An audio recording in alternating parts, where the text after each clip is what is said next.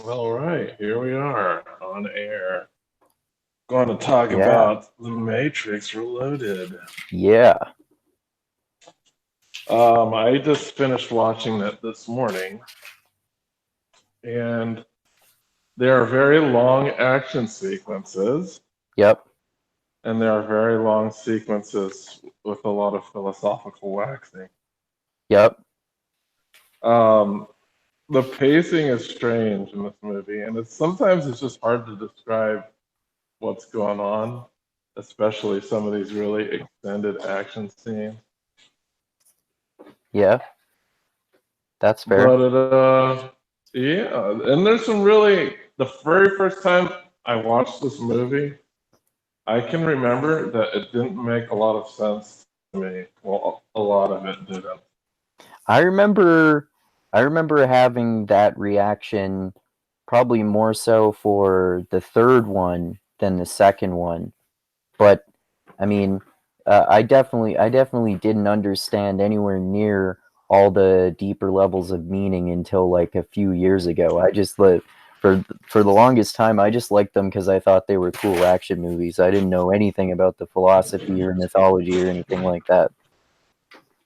Well, I can say that much of the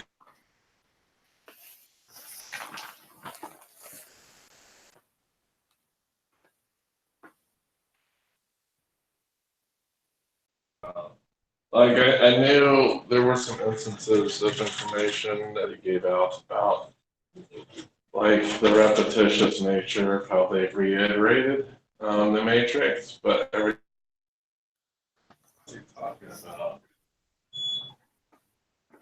And that was kind of like the semi-climax of the movie, like him What was, meeting sorry?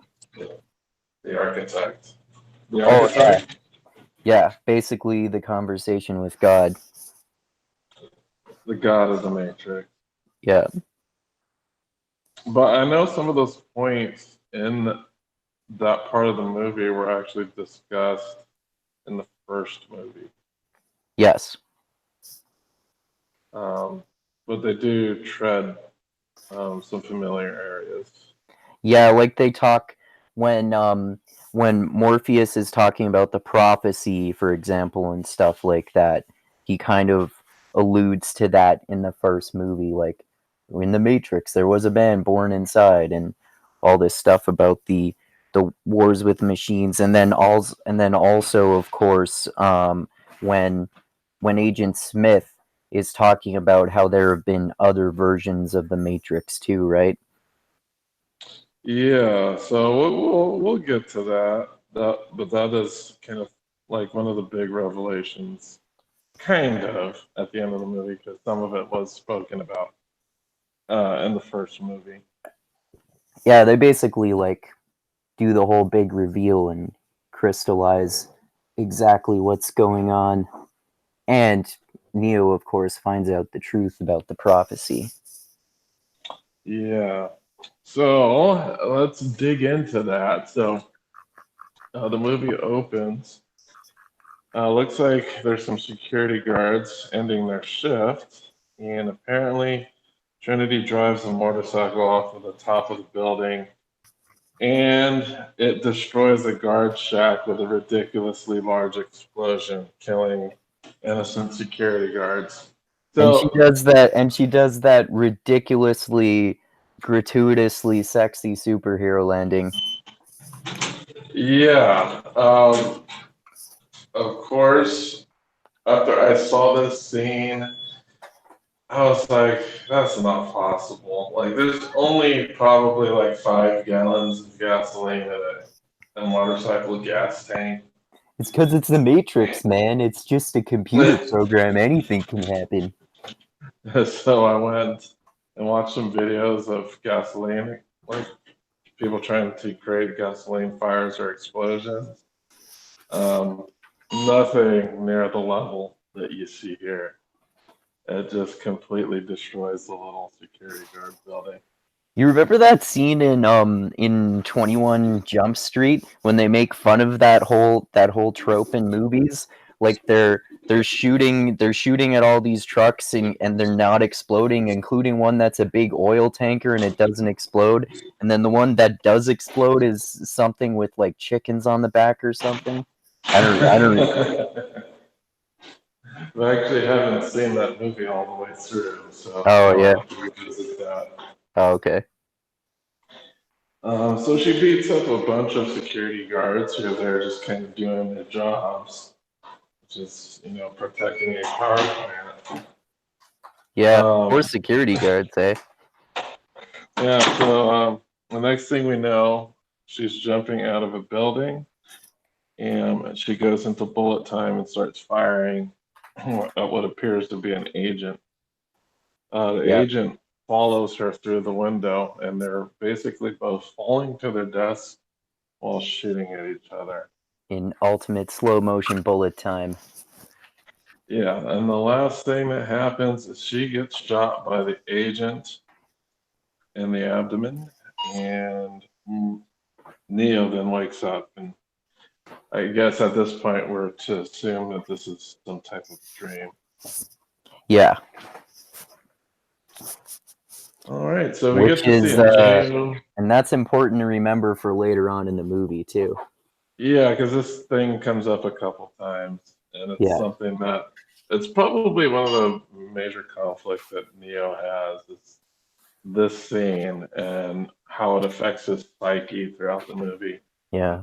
Well, that's one of the major themes of the whole trilogy too, right? Like we talked about last time, how basically if you look at this from like a mythological or a philosophical perspective, because I was talking last time about what I've learned from Cornell West and Ken Wilber in their commentaries on the movies about how it's like the whole trilogy is basically a story of spiritual awakening. And I don't know if I said this part last time, but unifying the mind, the body, and the spirit.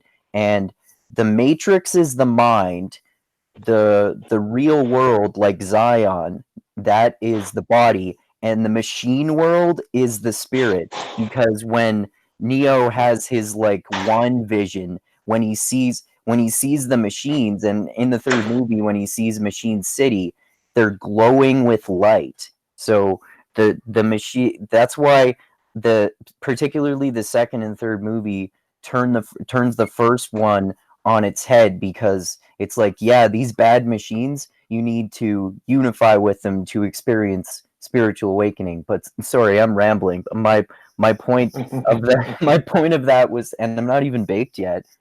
My point of that was saying that was to say that it's, if you look at the story as one of spiritual awakening and enlightenment, then like I was saying last time, Neo needs Trinity to do this, and Trinity needs him. So that's why the whole her falling thing is part of it's even part of his conflict as the one, because even though he accepts that he's the one in the first movie, he still doesn't truly believe it, and he's still skeptical about it, and is not believing all of these strange things that people are telling him. And like his experience at the one, we find out later, is different from previous ones before him, in that rather than the traditional notion of the Messiah being in love with humanity as a whole, it's represented more specifically in his relationship with Trinity, one female woman, like interpersonal love, which is why that they point Cornell West and Ken Wilber point that out in the commentaries, how it's like a unique messianic story, as they call it. I'm done rambling for now. It gets pretty heady, this second movie. Yeah. So next thing we know, we get a shot of the cockpit of the Nebuchadnezzar, and we have a new crew member. His name is Link, and it's right the guy from Lost. Yeah, it's the guy from Lost. I think his name is Michael from Lost. Yeah. In the movie, in the the TV show Oz, he's Augustus, the Oh, I guy in the didn't know that. wheelchair. Oh, okay. I think he's been in a couple other movies and shows too. I can't think of off the top of my head. Me neither. Because he would be kind of blown back because in Lost he doesn't have dreadlocks, but he Yeah. does in Oz. So he has his Oz look here. So it seems like what is established is that Link doesn't really trust Morpheus Yeah. because, right, like their first conversation that we see them have is that Morpheus calls for trust from Link. Yeah, We and like devoted 100% trust, like to the point where you don't ask questions if he gives you orders, which relates to Morpheus's main theme in the trilogy, which is his dogmatism, which gradually gets broken down more as the trilogy progresses. Mhm. And then Trinity, after that, Trinity goes up to Neo. She seems to be concerned about his dreams. So this is kind of like at a little mess hall inside the ship, having some coffee. So she is concerned. She knows something is wrong with Neo, but she doesn't know quite what's going on. Because he doesn't want to tell her that, hey, I had a dream about you dying and it's really freaking me out.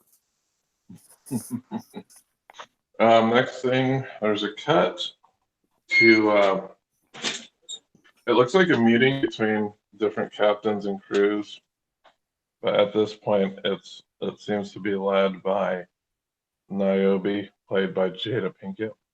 Mm-hmm. So she tosses around some. She tosses some geotherms, whatever the hell those are, on the table, and she says that the Sentinels are drilling into Zion. Yeah. Everyone's kind of shaken by that, and then Morpheus comes out, and he basically tells them how dire the situation is, and that there's basically a sentinel for every man, woman, and child in Zion. Like that's the kind of numbers they're facing. And he says, that sounds exactly like the thinking of a machine to me.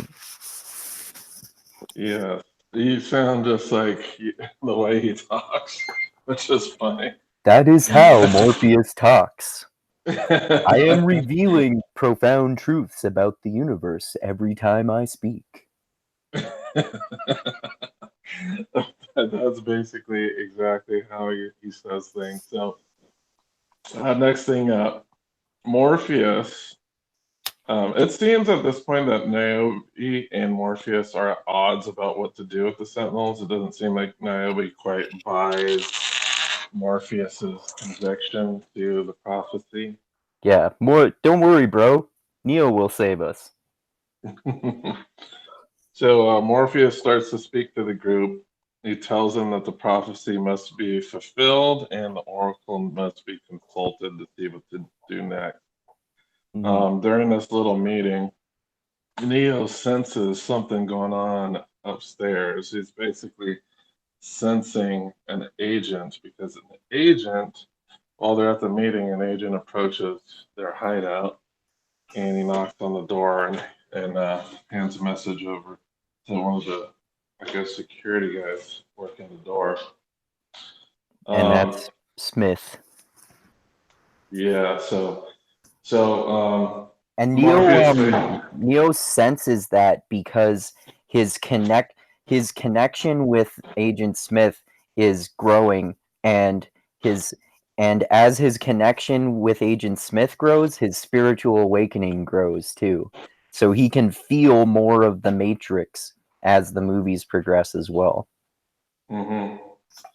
And so while Neo goes and checks things out, Morpheus speaks to the group, tells them, because he's asking everyone to go against the orders, because what gets established is that all of the captains and ships are going to be recalled to Zion, but Morpheus needs to complete some of the professorial goals first against what they're being ordered to do. Mm-hmm. So, cut back to upstairs. Neo arrives upstairs, and one of the security people at the door hand Neo looks to be one of the agent headsets with a message. The message was, "You set me free." Yeah. And the other people up there are kind of wondering how Neo is able to sense that there's someone up there. Doesn't Smith give that guy an envelope, and Neo opens it, and it's Agent Smith's earpiece that connected him to, I suppose, the Machine City, or orders, however he gets orders for the Matrix. Yeah, because if you remember from the first movie, he disconnects the earpiece. Yeah. And because he disconnects the earpiece, he had no idea that Neo had attacked the building. Yeah. So, like, that earpiece is his connection to, I think, the machine world in the Matrix, basically. Yeah. Yeah, it seemed, And I mean, we don't know for sure, but it seems kind of obvious that that's how he gets his orders from the machine world. so he's basically stating that he's not tied down by that world anymore. And Yeah. he's acting like as a free agent or loose cannon, so to speak. Next thing we have, I think Neo warns everybody that agents are on the way after he sees that message. And then 3 agents bust through the doors, and they're basically completing each other's sentences. Yep. And Yeah, it's funny. He still is only human. and they call him, basically, they refer to Neo as an anomaly. Yeah. So a fight ensues. So in true Neo fashion, he effortlessly blocks the agent's incoming attack. Not But when effortlessly, Neo, though, remember? okay, so this is just blocking the attack. So Neo goes on the offensive, and the agent blocks Neo, and Neo's like, upgrades. So he's like super calm about it. Yeah. There's like so many different one-liners in this movie. Yeah. But since he got blocked by the agent, he assumes the agents have been upgraded. So there is a big battle here. And we basically get to see the wire fu type of martial arts here, Yep. where he's beating up. This fight, he's just fighting 3 agents. And then 2 more Smiths show up at the scene. But when the 2 show up, he goes and escapes. The first 3 agents aren't Smiths; they're just like No. regular agents. Yeah, But and 2 Smiths I show think up they're the after. same. They're the same agents that we see again later on, right?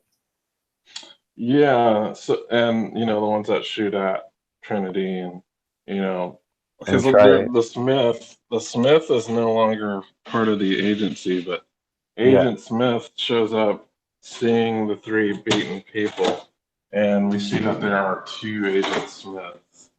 Yeah. So Neo does his Superman thing, according to Link. Yeah. And we are treated with a horrible CGI version of Neo rolling through the air with a look of constipation. And he even does that. And he even does that one fist forward thing when he flies. Yeah. So we get to see that.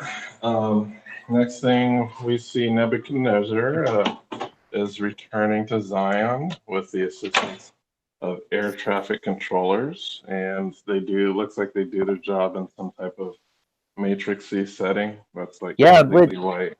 What do you think about that part? Because that's one part that I always find like confusing. Like, it seems unnecessary for them to jack into the Matrix to open the gate for people, doesn't it? I'm guessing that their computations are done in the Matrix, as you would assume that, I guess, their computer systems.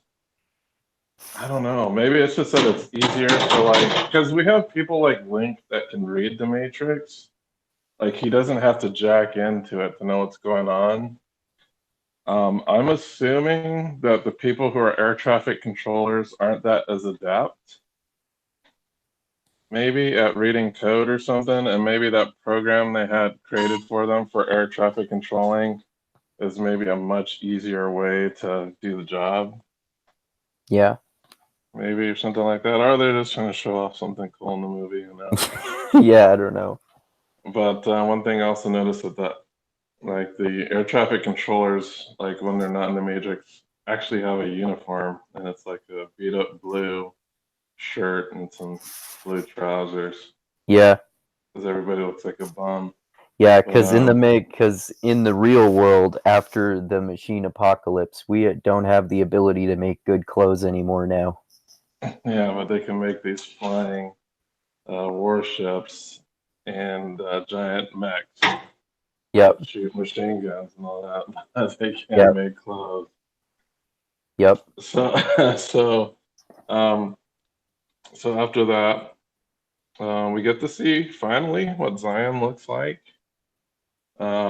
It's pretty large. It's like a underground city. It looks like it's made completely of metal. It's like it's just except for there is some section of it, I guess, where they have parties, but we'll get to that later. But it Yeah, at mostly first, looks sorry, go ahead. no, just like mostly looks like the inside of a submarine or a ship or Oh, you like said exactly what I was thinking. Yeah, it reminds me of the Nebuchadnezzar and like the ship in general in that way. yeah, there are some big open spaces, but it does look very steampunky. Yeah. Um, so Locke requests a meeting with Morpheus, and there's definitely tension between those two people. Yeah. Apparently, it's because Niobe has changed hands between them, so there's kind of that going on, and then there's also the fact that that Morpheus is kind of weird and he's following this prophecy. Yeah, you gotta be I guess you gotta be a really accepting woman to be with a religious fundamentalist. Yeah. So next thing, like after that little meeting, some weird sycophantic kid approaches Neo, and Neo it basically shows that he doesn't care for his company.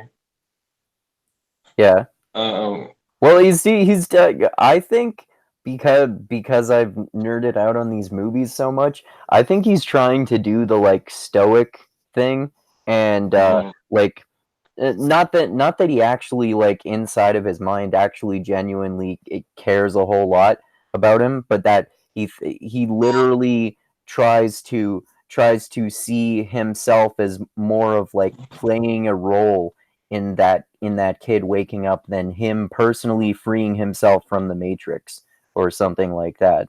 And we talked about that at the end of the first movie, how when Neo is making that phone call, basically, saying, inviting them to take the red pill, basically, that it's this kid in this movie who you just mentioned. So he's like you said, he's all like fucking obsessed with Neo, like he's a clingy puppy dog or something like that. Yeah, and he wants to be on the crew of the Nebuchadnezzar as well. Yeah. Even Um, though he's apparently 16, but he looks like he's 20 or so. yeah, he could be older.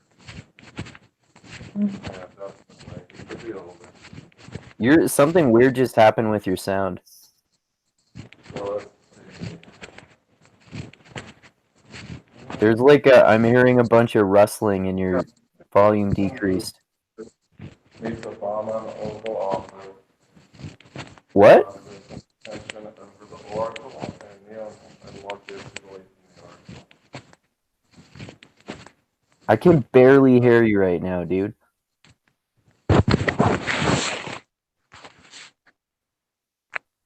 Uh-oh. Oh, now I can hear Hear you. me? Yeah. Oh, hold on. I lost Are you still there? Bluetooth connection. Okay. Can you hear me now? This is a pain. Give me a second here. Okay.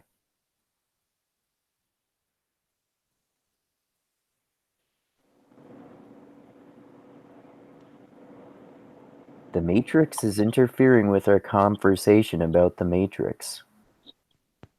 The machine world must really not like us revealing their true secrets.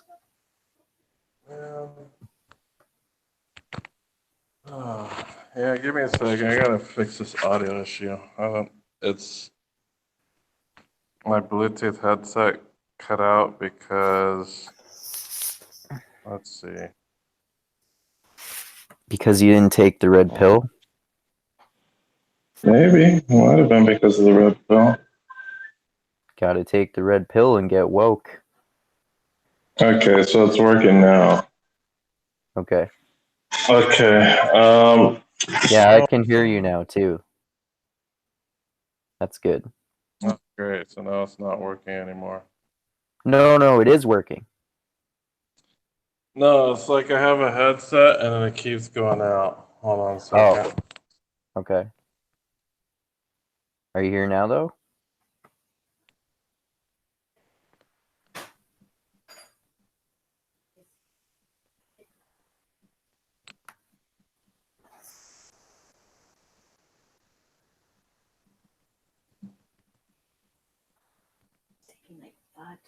You there? Okay, let me try and get this headset deal working again. I'm gonna try turn it off and then back on. That'll work. Okay.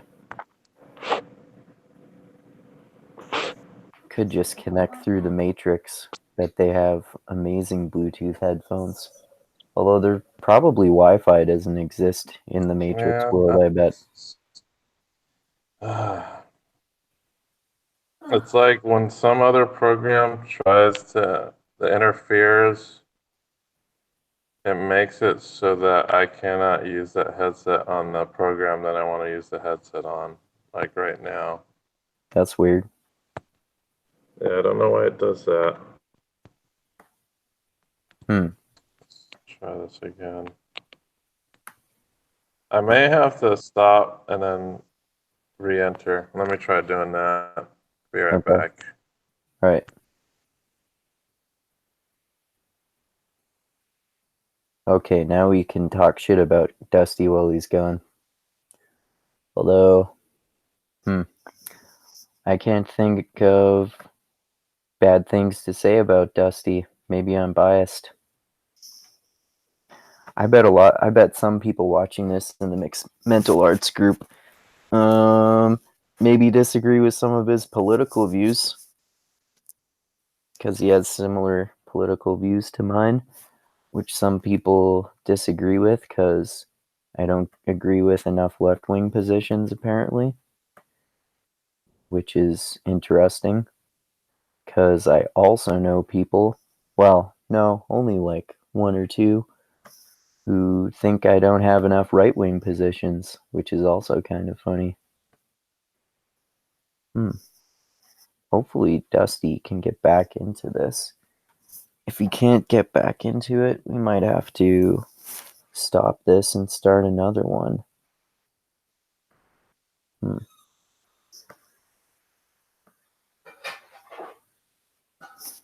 Maybe there's some sort of government conspiracy to prevent Dusty from joining the chat or to prevent us. Oh, are you there? Yep. Is it working now? Yes, we're good. Great. Okay. Okay. I was just saying that I was going to start talking shit about you, but I couldn't think of anything to say. Because there is no shit. Yeah. I said the only way I could think of that people might talk shit about you is your political positions because you don't have enough left-wing positions. I have plenty of left wing positions. Not according to some people. just like with me, apparently, you're a right winger if you don't have completely left wing positions. Well, it depends on who you're talking to.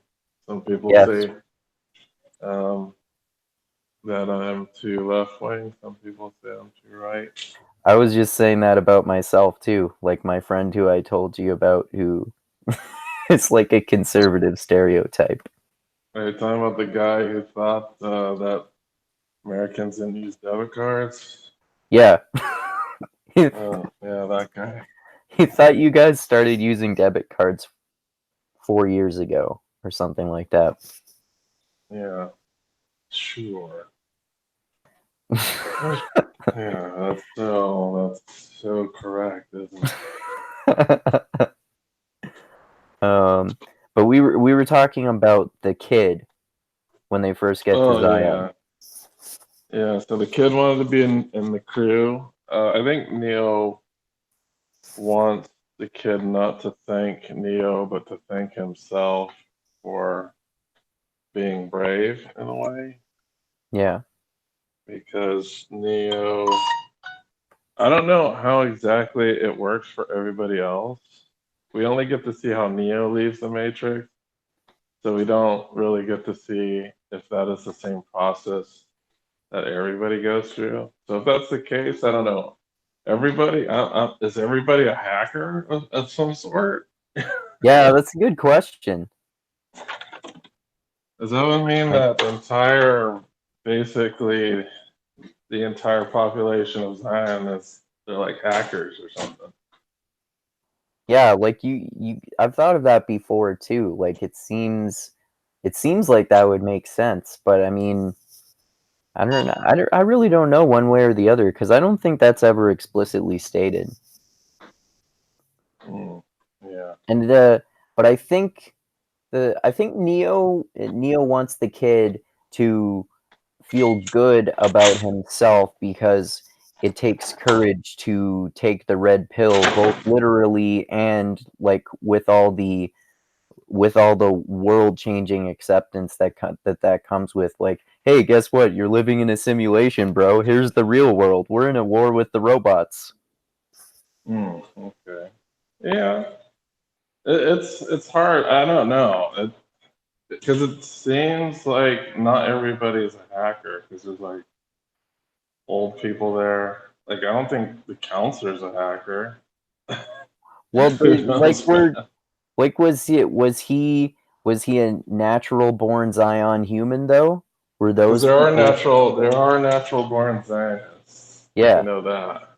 yeah, But the kid wasn't. He was rescued yeah, for sure. He's from the definitely got all Matrix. those plugs. So next thing up, I think I said this, that Morpheus meets Obama in the Oval Office. There's some contention over Oracle and Neo and Morpheus' belief in the Oracle. So when I say Obama, I'm talking about The Rock. Right. He basically looks like Obama. Yeah. And this was before Obama, so it's interesting. Next, we got Counselor Hammond. He's an old white man wearing a dashiki. He enters the room. I'm not sure if he's a religious official or a government official. I think a counselor is a government position. Government position, okay. So they do talk about the impending attack, and Counselor Hammond does say that it wouldn't be a good idea not to so panic about it. And the counselor seems to trust Morpheus and be on his side. Yep. Next thing, Which really pisses off Locke because it seems like he's just being an irrational religious person, basically. yeah, Locke is very practical. Yeah. He doesn't believe a lick in the prophecy, it seems. Yeah. And he's one of the characters who probably was deliberately named after the real life philosopher John Locke. Mm-hmm. Although that's interesting though, because John Locke was was himself much more religious than Locke seems to be in the movie. True. Next thing we got. One second. Oh, okay. So they talk about the next thing that happens. Neo attempts to get it on with Trinity in the elevator, and when the elevator opens, there's a bunch of people waiting for him to perform miracles like he's Jesus. Yep. That's that's one of many really obvious Jesus references. Yeah, so Link enters the door of his own home.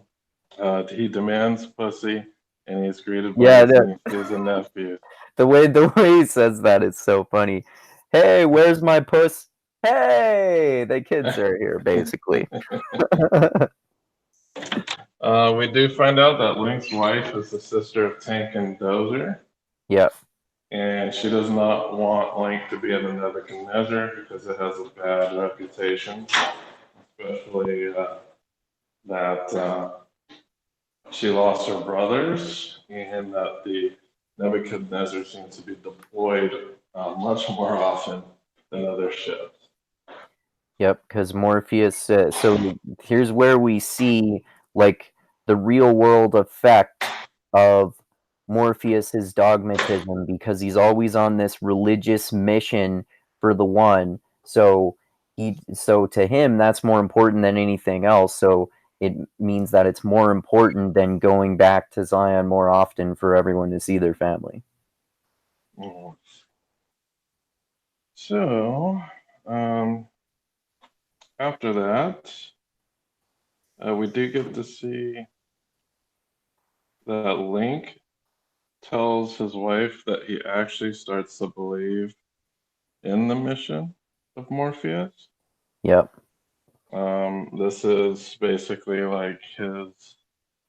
So he pretty turns pretty quickly. At one point, it's kind of ambiguous whether he trusts Morpheus or not. And now with his statements, you can see that he is starting to trust Morpheus a little more. And My dog wants to join the chat, apparently. Oh, bud.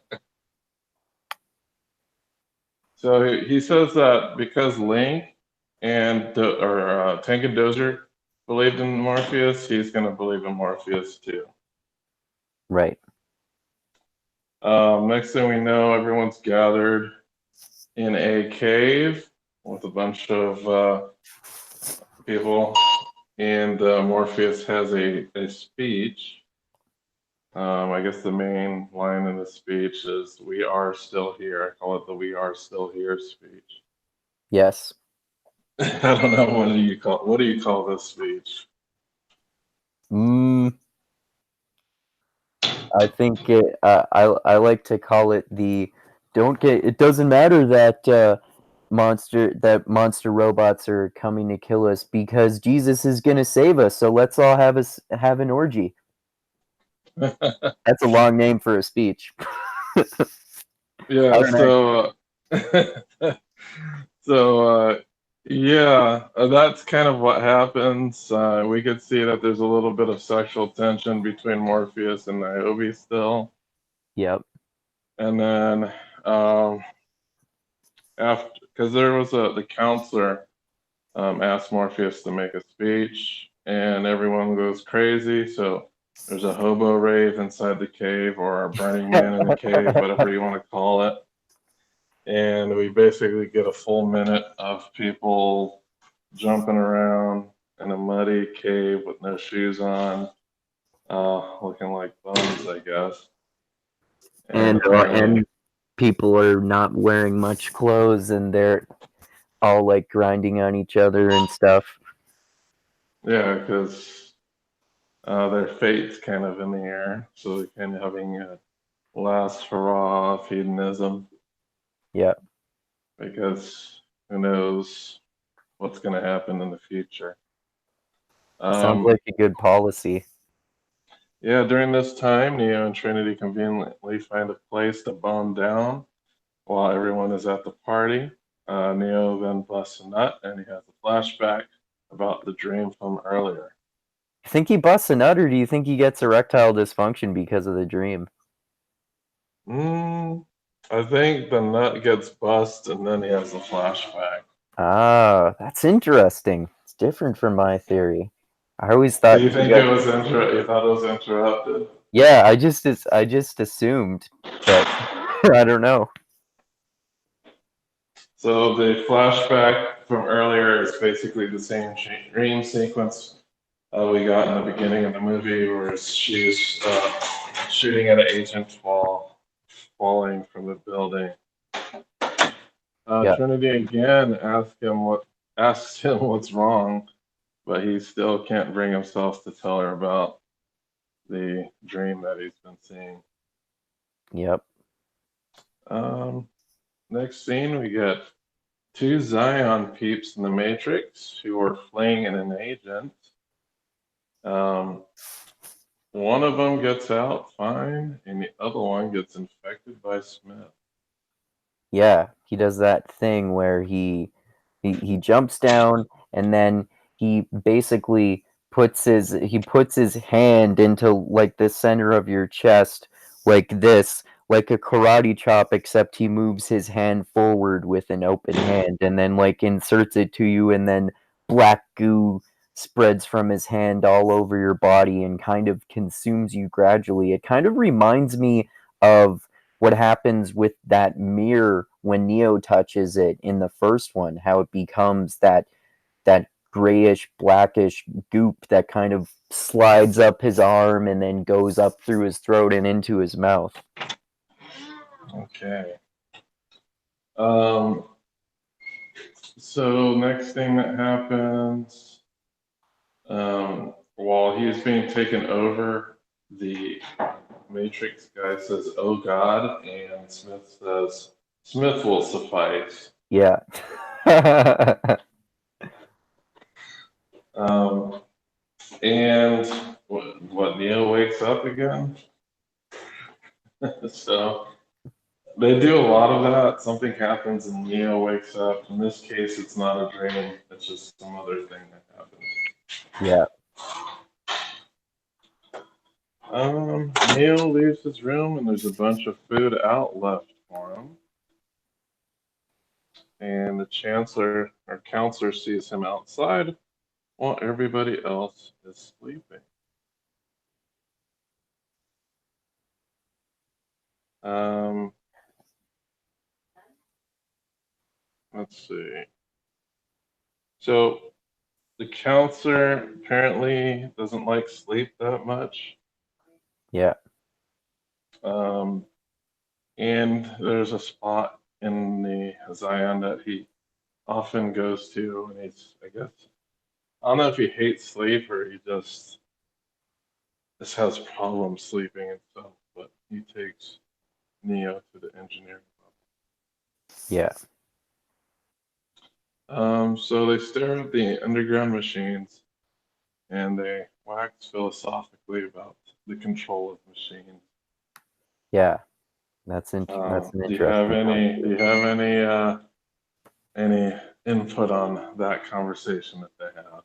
Well, I think it's another way in which um, the films break down this like Manichaean or dualistic good versus evil perspective between the humans and the machines, because like as they as Neo points out, as that assumes that Counselor Hammond is trying to make the point, um, that machines, we rely on machines and they rely on us. And he says that wasn't his point, but he basically was making the Counselor Hamlin was making the point that some machines are coming to kill us and these other machines are keeping us alive. So that's it. That's why it's that way that it kind of softens this like staunch highlighted line between the humans and the machines, because there are machines working with the humans, of course.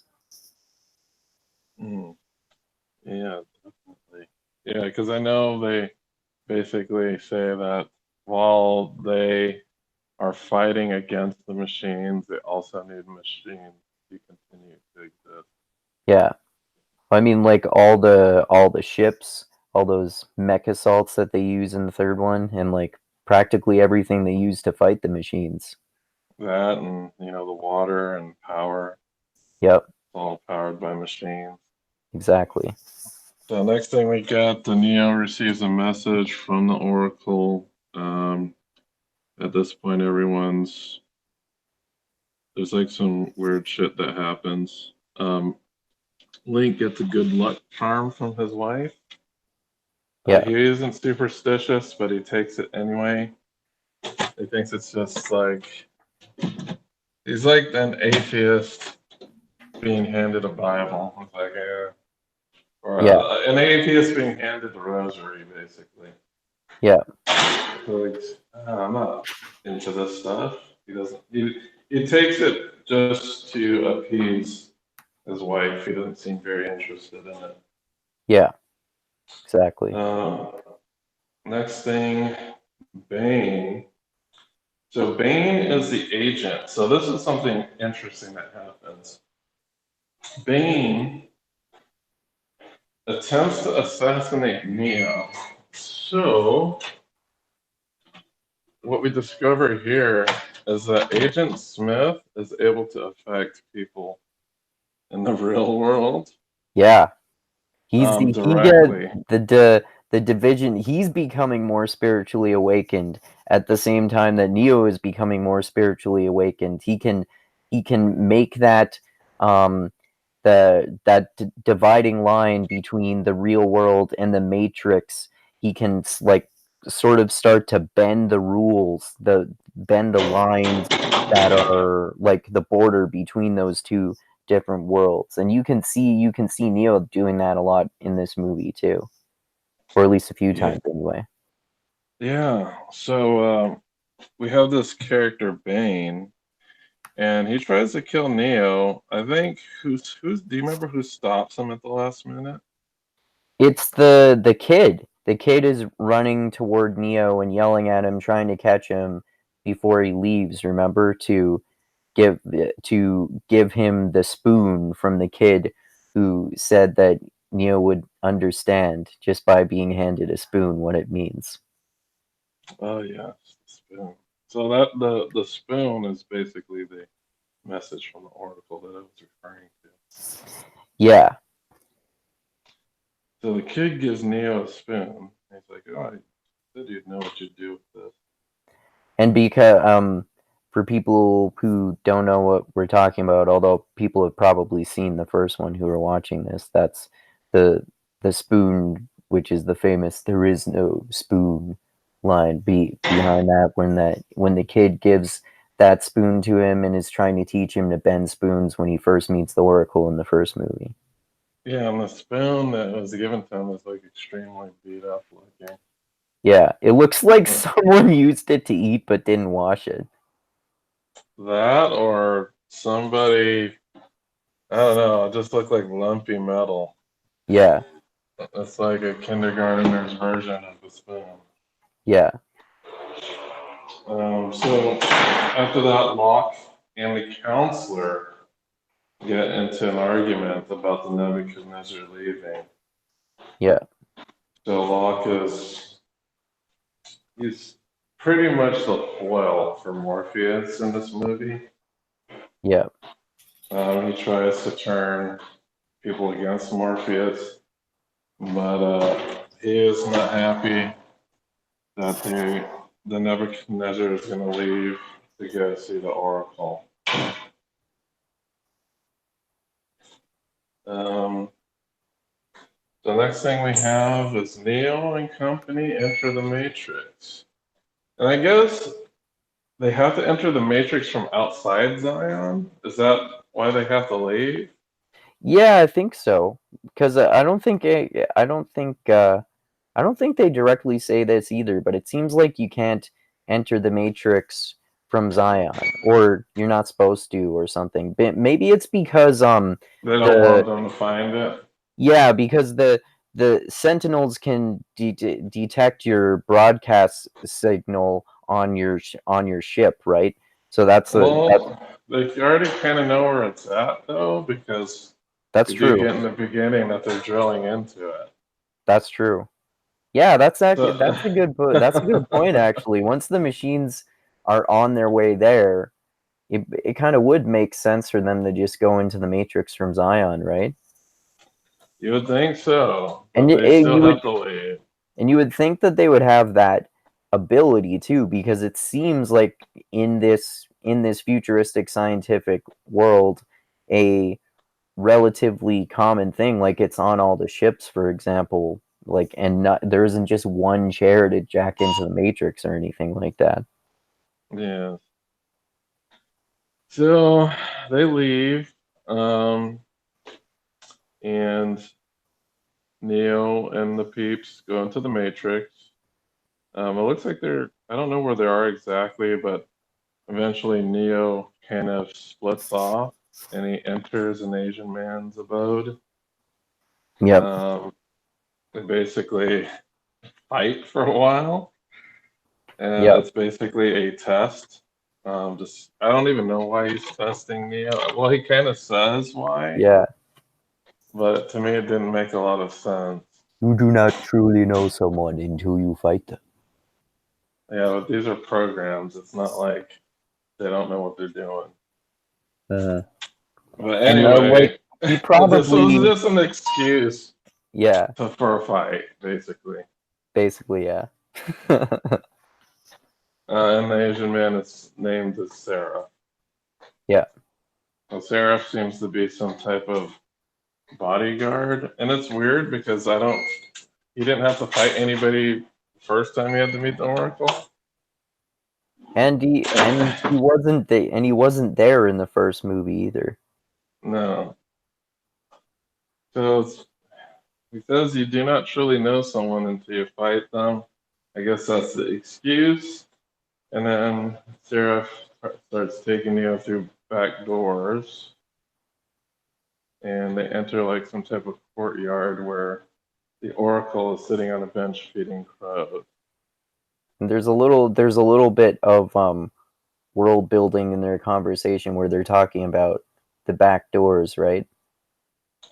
Yeah, so the back doors, I don't really know really how to explain them. I guess they're kind of equivalent to back doors in computer security systems. I think they're like back doors into different parts of the Matrix or something like that. Yeah, it's kind of Like, like portals, I guess, yeah, that like you could traverse to get to different parts of the matrix quickly. yeah. Or as we find out later, the source also. Oh But yes, the source. That's one yeah. of the things that they are tasked with. But the key maker gets them into that one. So I don't know if those are actually represent a different set of back doors. They just look really similar to the ones that Zareth and Neo go through. And Mhm. those ones that they go through remind me of more later of the Merovingian at his place when a few times if you close a door, you find out that when you open it, it opens into a completely different location in the Matrix. Yeah, I think it's probably like the same system that they're using, like the same backdoor system. That would make It's sense. probably all connected in some way. Yeah. It seems to depend on which key you use, and it's not fully explained, but it's basically a door becomes a portal to another area that you wouldn't expect. Yeah. It's like a teleporter portal. Yeah, just like Portal, the video game. Yeah. So after that, that's when we discover the Oracle's not human and neither is Seraph.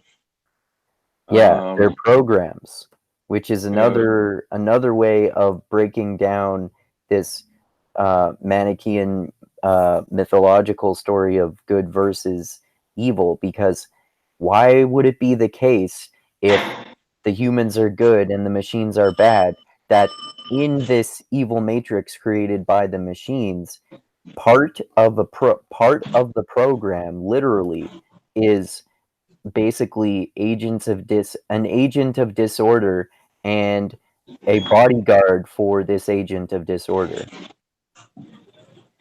Yeah, this is why this particular movie scratches my head a bit. Yeah. Some of it is hard to like Well, that's to why think about. that's why you can go to like mythological understandings of this, like, or even like this particular aspect, you can look at it from something like a Buddhist perspective. So like I think the Oracle says at one point, the architect's job is to balance the equation, my job is to unbalance it. So it reminds me of, like, you could say Buddhism or Taoism, because there has to be this balance between order and disorder, which is a big theme, like particularly in Taoism, I guess you could say. So the system to work well, there has to be order, but it can't be too ordered. It kind of well, the architect kind of talks about that later in the movie, but it also kind of reminds me of when Agent Smith alludes to something similar in the first movie, when he was saying, I think he was saying, yeah, he was saying that the first version of the Matrix was perfect, but because humans are so addicted to suffering, they could not accept perfection, so we had to engineer more flaws into the next Matrix or something like that. Mm. Yeah, he definitely explained a little bit of that in the first movie.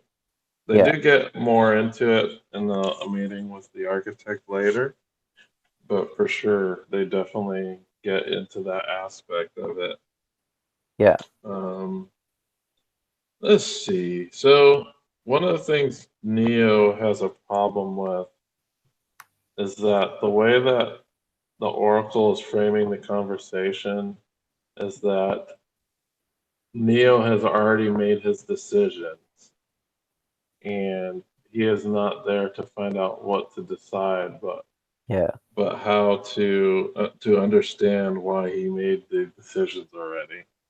This yeah. is like And one of those moments that just makes your head blow up. that's one of the that's another one of his main struggles as a character, because one of the main reasons that he has trouble accepting his role as the one, like fully accepting it, even though he knows he has fucking superpowers, and he's always skeptical of people's prophecies and stuff like that. Is that as he talks about in the first movie, when Morpheus asks him the question, he doesn't believe in fate, so he doesn't like the idea that he has to accept these premonitions that he's having at, as if they've already happened, because he can't change it. He can't change that. And I probably heard this theory from someone before, but I mean, if you look at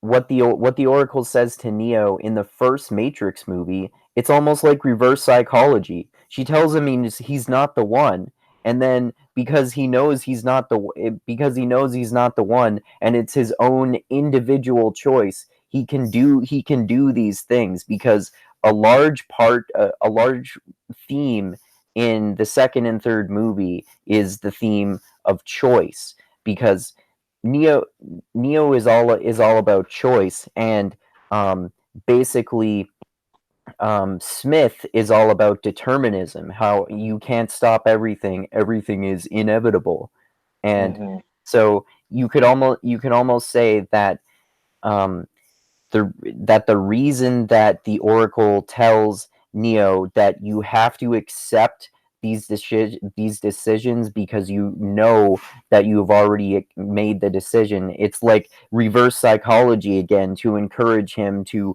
rebel against this idea of fate, which is what causes him to save Trinity. Mm. So she was planting another seed there. Yeah. Okay. Well, that like makes a little bit more sense. I know another part of the conversation, she does imply that ghosts and vampires are programs. Yeah, that's interesting. I was like thinking about that. Well, you have to think like how far and how old is the Matrix then, if that's the case? Yeah, Because there's probably lots of really old stories that have, vampires, zombies, fairies, magic people that go back centuries. So that makes me wonder how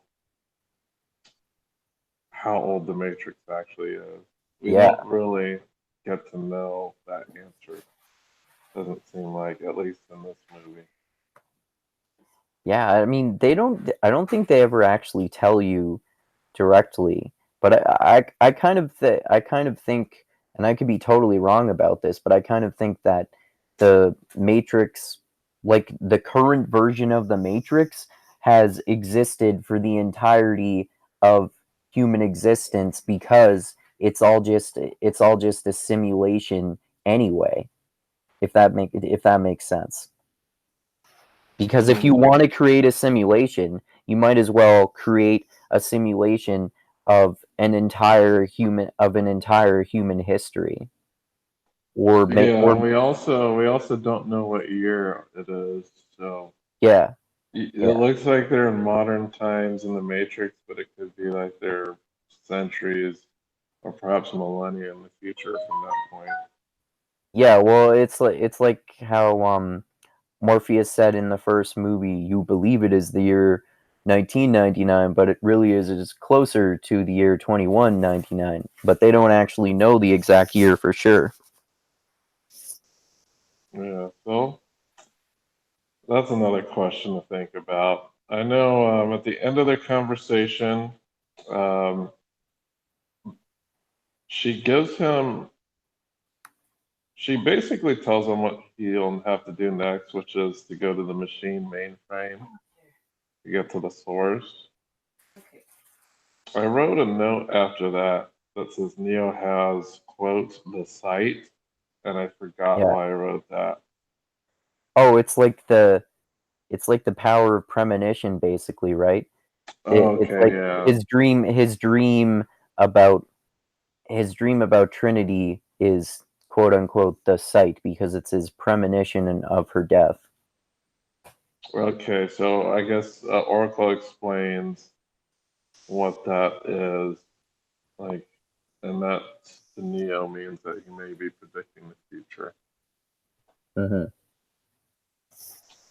Okay, so I think one of the things that also tears at him, and I believe the Oracle says that he can't, like, he's already decided what he was going to do, or that she was going to die or live, but he had to understand that decision. Yeah. And that's a head scratcher.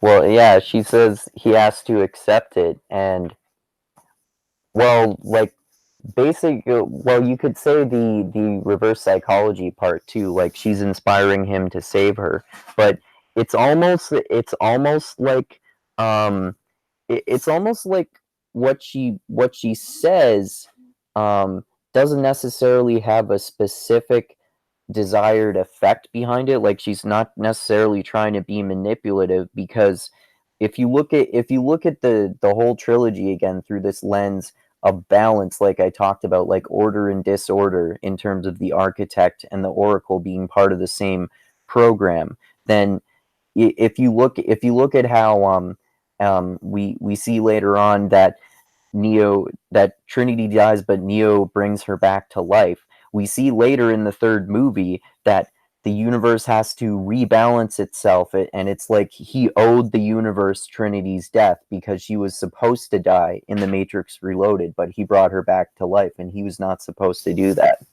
Hmm. Complicated stuff, man. Yeah, Like, this is a much more complicated movie than the first one. yeah, that's why like uh Cornel West and Ken Wilber talk about how the second movie basically deconstructs the first movie. All right. So, what is told to Neo is that the keymaker needs to be found, and he would have to talk to some person named the Merovingian. Yep. I didn't look up what Merovingian meant, but I should probably have looked that up. Do you know what a Merovingian is? No, I actually don't know. I don't think I've looked that up before. Well, I typed it and it auto corrected capitalized it, so it must mean something. Okay. Are you looking it up right now? No, I'm on the elevator. Okay. I'll look it up. But yeah, It's probably French or something. I don't know what a Merovingian yeah, I is. think so. But yeah, it's interesting that like she's like in this conversation you can see then she's the Oracle is telling Neo things that like not necessarily actually are true for perhaps a desired effect, but perhaps to just to give him a choice and see what he does. And then and but in terms of going to the machine mainframe and whoa, what was that? Adult squeaky door. Okay, but in terms of going to the machine mainframe and going to see the Merovingian, those are things that he does need to do, obviously. Yes. So the Oracle and her bodyguard leave, and then all of a sudden Smith shows up, like right away. Smith tells Neo that I have a connection of some sort, and that Neo basically destroyed the set of rules that Agent Smith had operated under. Also, one of Smith's things, and he says, is without purpose, we would not exist. And is this what you mean by kind of his determinism? Yeah, yeah. Sorry, could you repeat that last line there? That Smith says, without purpose, we would not exist. Yes, yeah. That's like the whole Cornel West and Ken Wilber even talk about how the fights in the movie they're fights over philosophical ideas. So when Smith and Neo are fighting each other, it's choice fighting determinism. So so Smith is all about purpose. He thinks that that's what life is all about. Life is about purpose. And Neo doesn't like that as much because it seems like if it's all about purpose and you have this specific purpose that you must follow, then it means that you don't have a choice in a way. The funny thing is that Agent Smith doesn't have a choice because he's still operating the same way as he would if he was still an agent.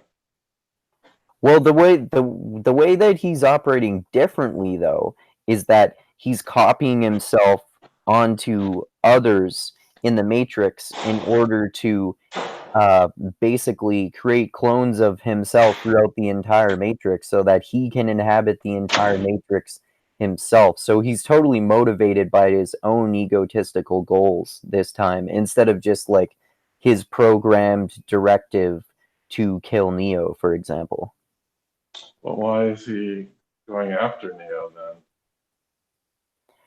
That's Well, what because I don't get. I think he's going after Neo because he's mad that Neo killed him, and because Well, he he's not thinks dead.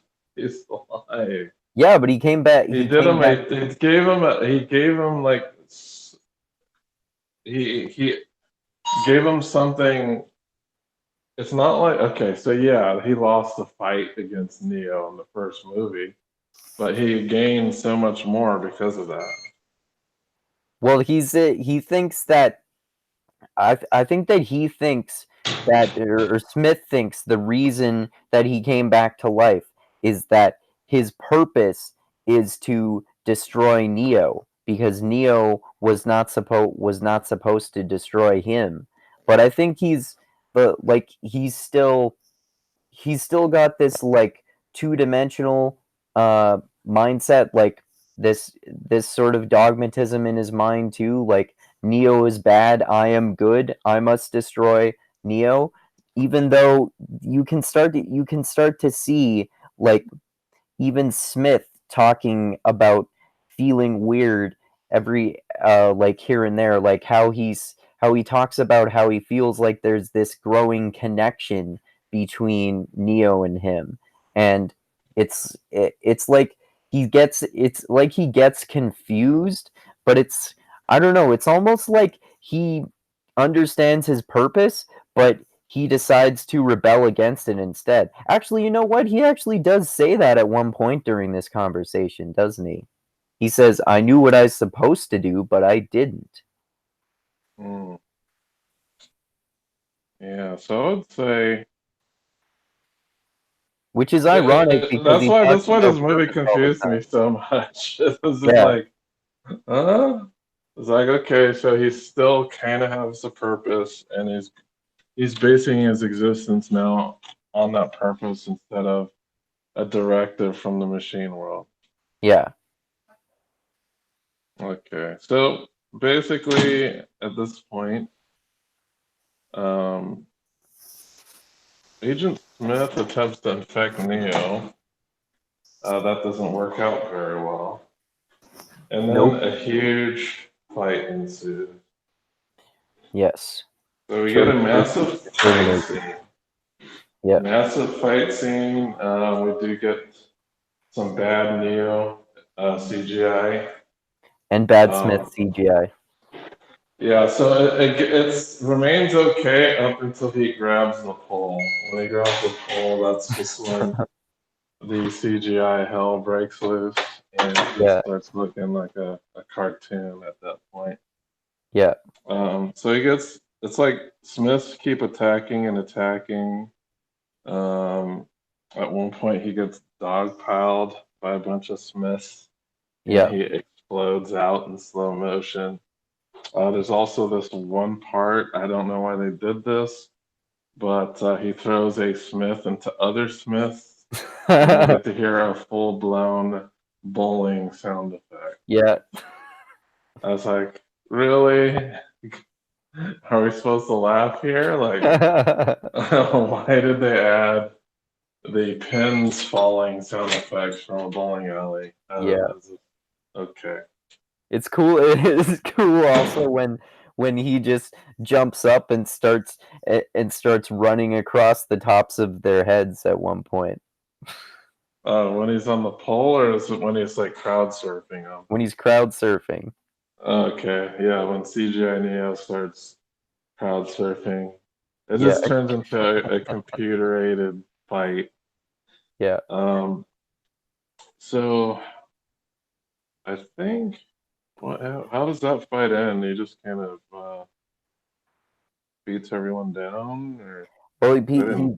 he beats everyone away, and then I think at one point he kind of realizes that it's not going to stop. So that's when he does his Superman thing again, and he does the thing where he has to crouch really hard first, and then he flies away.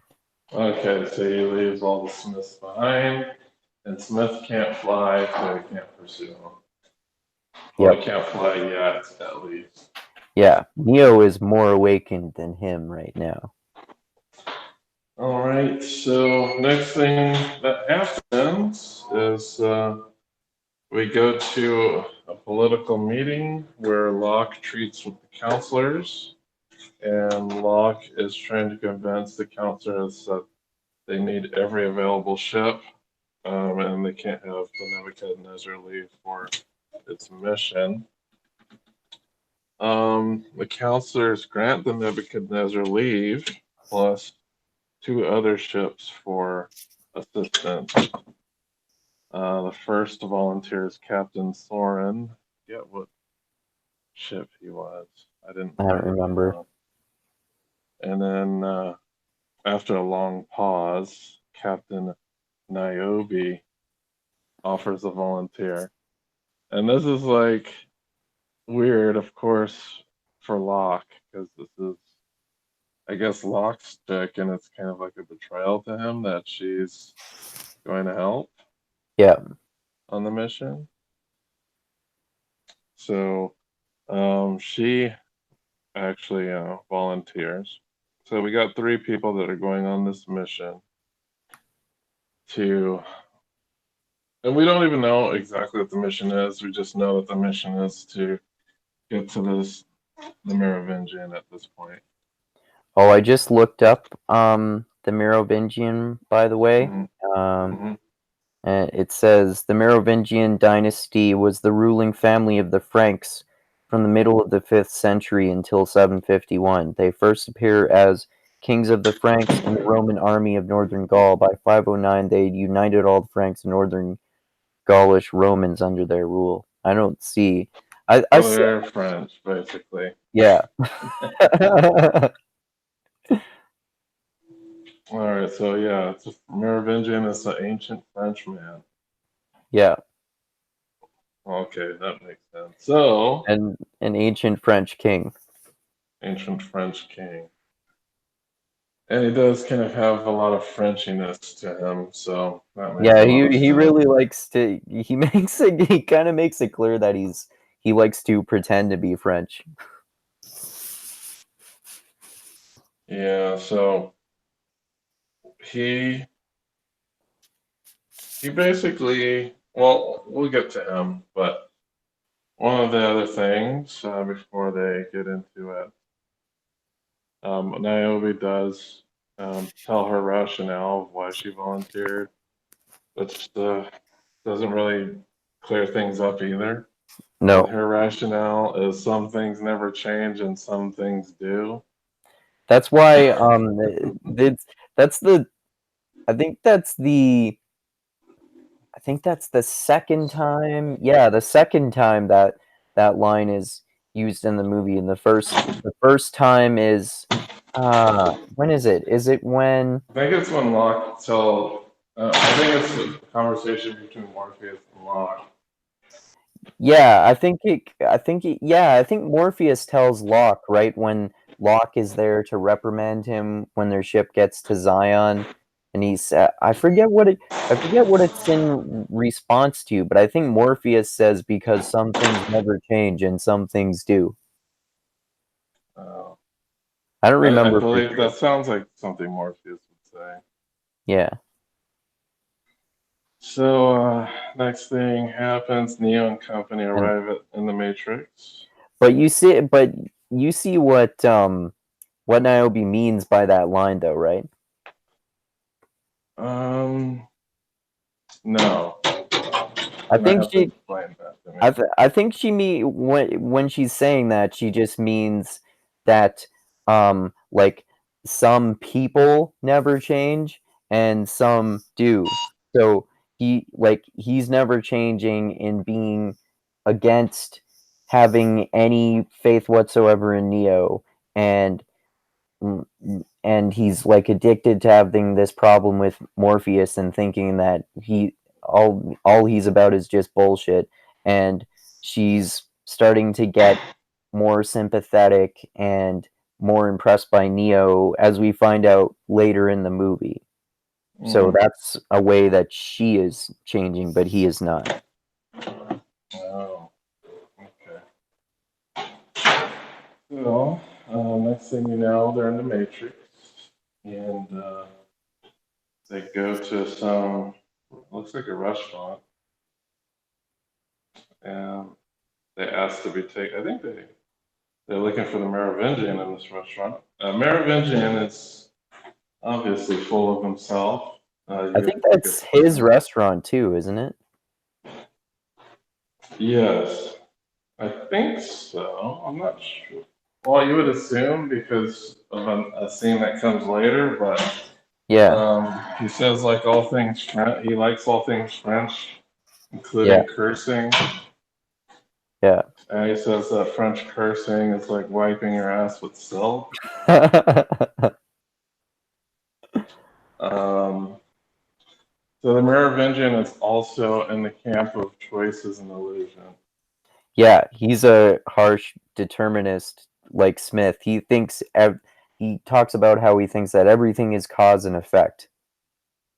Yeah, so he has a very lengthy monologue, very full of himself, and he is very much in the cause and effect determinist camp.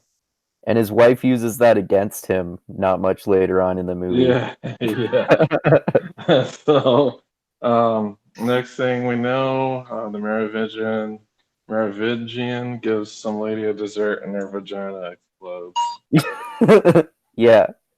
He wrote a program to go into a piece of cake to like make her get wet from eating the cake or something like that.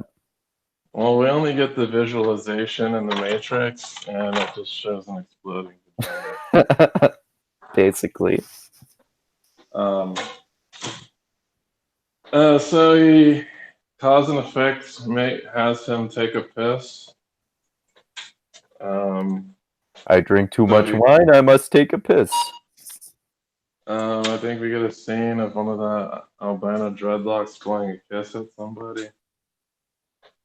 Oh, And yeah, he does that. He does that to Trinity because the Merovingians like you guys have to go now, and the I forget which happened. Oh yeah, does he blow the kiss at Trinity after that guard tries to touch her shoulder and she says, "Touch me, and that hand will never touch anything again."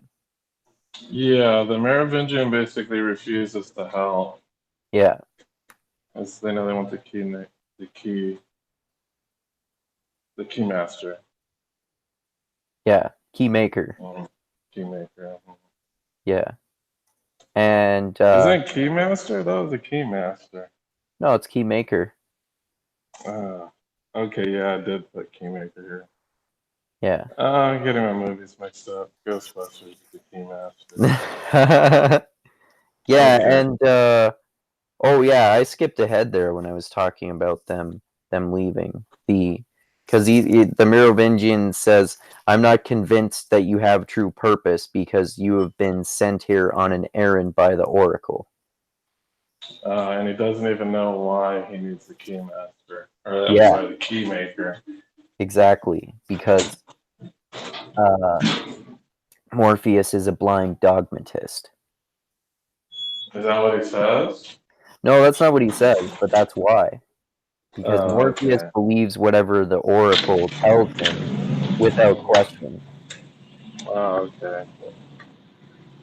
So, yeah, he refuses to help them in their quest with the keymaker.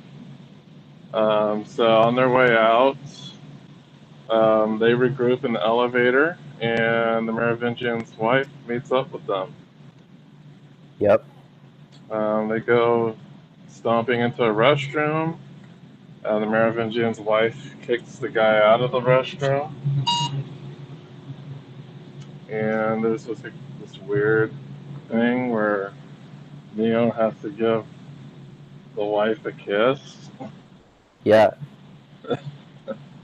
And because of that requirement, Trinity pulls a gun on the wife. Yeah. I thought that was a little bit of an overreaction there. Yep. Well, that's her way of manipulating them and getting back at her husband for the reason that we find out soon. And see, she wants him to give her a kiss because she says she wants to know what it feels like to be in love because they used to be in love but they're not anymore. Her and her husband, I mean, and he can tell that Trinity and Neo are in love. So she does that, but just for herself, and so she can have a reason to basically betray her husband. Yeah, so the first one does not succeed. He failed.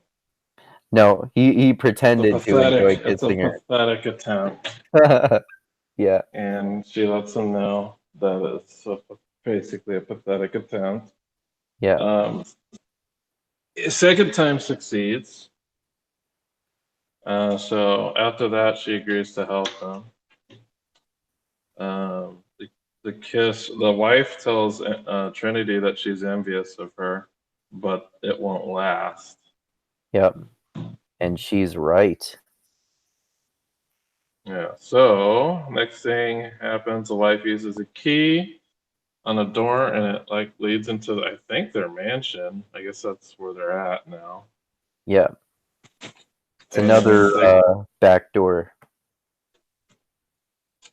then they go to some type of room, and the wife kills one of the men there, and she allows the other one to get away to tattle on what happened. Except they're not men, right? Was it a man? They're vampires, remember? Were they?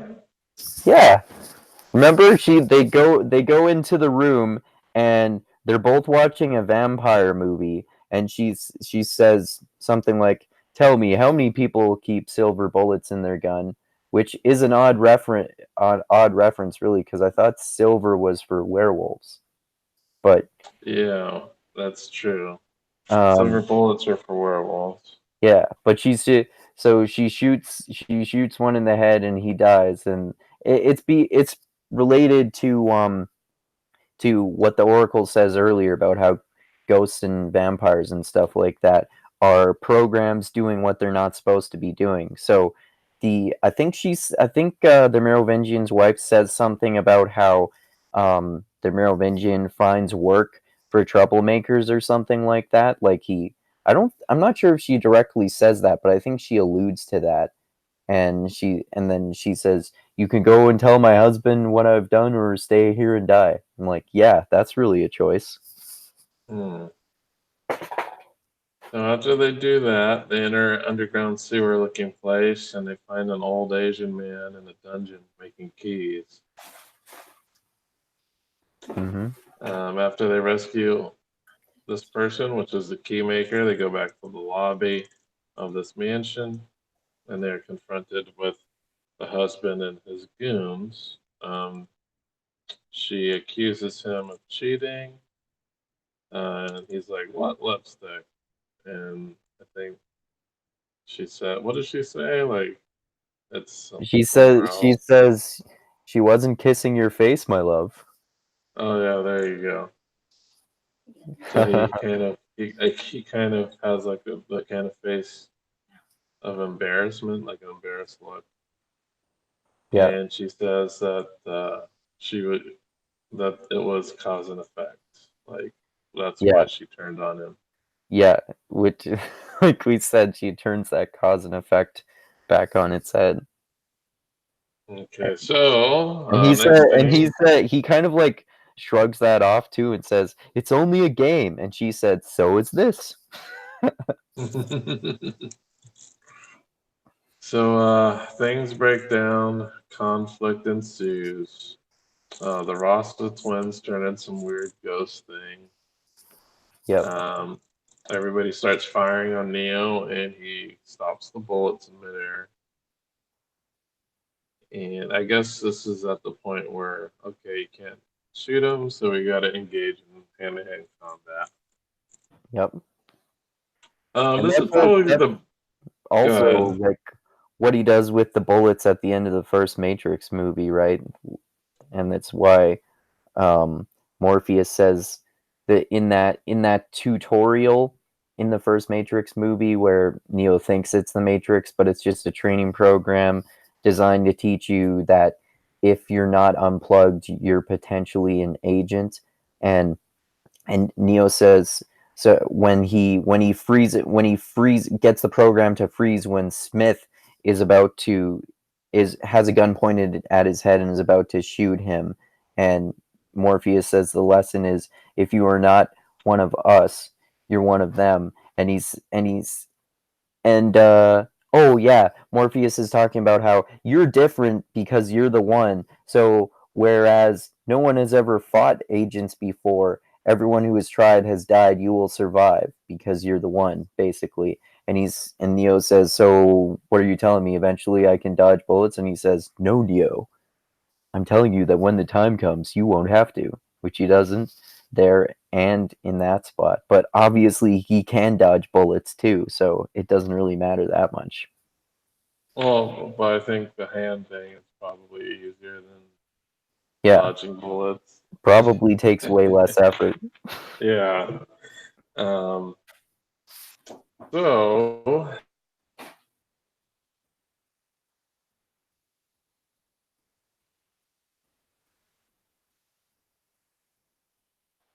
big fight ensues. I would say this is probably it's a fighting with weapons. So this is all a weapon fight. So it's people grabbing weapons off the wall and fighting against Neo.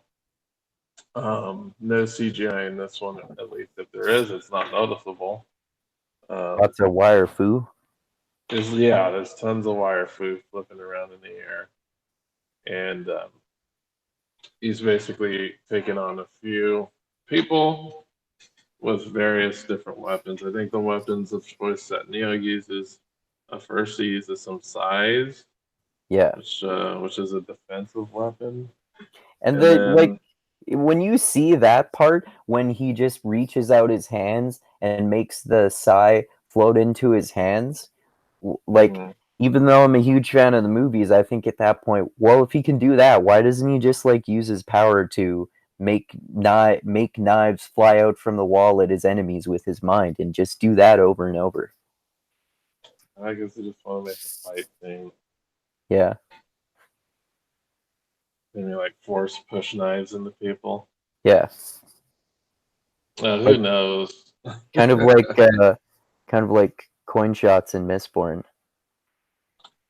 Yeah, kind of like lurchers and coin shots. Yeah. But yeah. So I think this is probably my favorite fight in the movie. He ends up taking everybody out in ways. The last guy he just smashes with a giant mace-looking thing. Yeah. We don't get to see the impact, but it kind of shocks the Merovingian when he sees that, Yeah. and the Merovingian's like, "I'll survive you," and he runs And off. he says, I've survived your predecessors and I will survive you." Oh, that reminds Yeah. me of another important line that he says related to that earlier um when Morpheus, Trinity, and the Keymaker run away when the Dreadlock ghosts are chasing them, and Neo says, "You go, I'll handle them." And the Merovingian says, "Handle us? You'll handle us. You know your predecessors had much more respect." So that's like two clues that he gave him there that Neo didn't even notice about how he's not the first one. Mm, predecessors. Yeah. So next thing, this kind of starts a giant action sequence. So there's not a whole lot of story, but I'll briefly go over what happens because it's a very long and extended action sequence, and there's Oh not, yeah, and it leads into the most epic freeway chase of all time.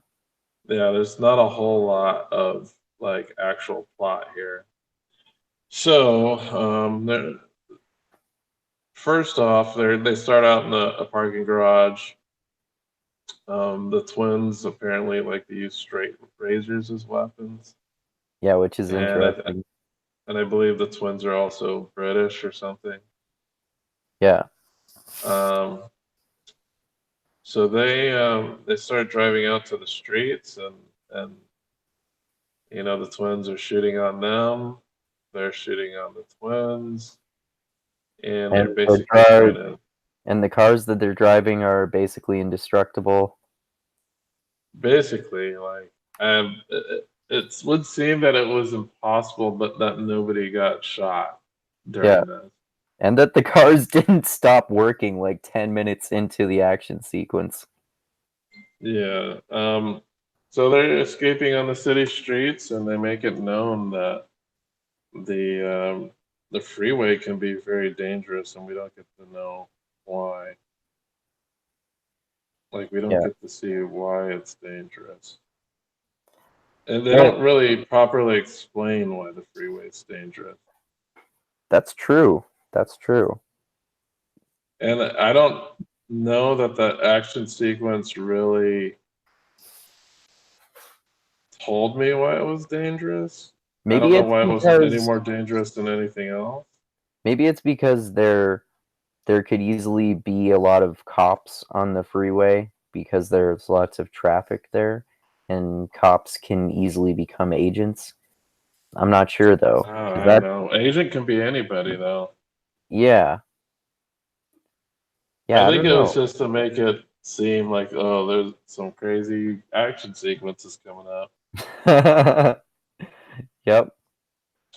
All right, so some cops do get turned into agents, so it becomes like a three-way fight of Morpheus's crew versus um, the Rasta twins versus like the agents. The agents aren't going after the Rasta twins; they're just going after Morpheus and his crew. But I think they're one of specifically going after the Keymaker. the agents are. Yeah. Okay, yeah, that's right. They are trying to kill him. That is correct. So I think the Rasta twins are trying to retrieve the Kingmaker, and maybe the agents are trying to kill Yeah, I think so. him. Okay. Because So the he was the Merovingians' prisoner, and the agents talk. Well, the agents say later that Keymaker has been scheduled for deletion. oh, that's right.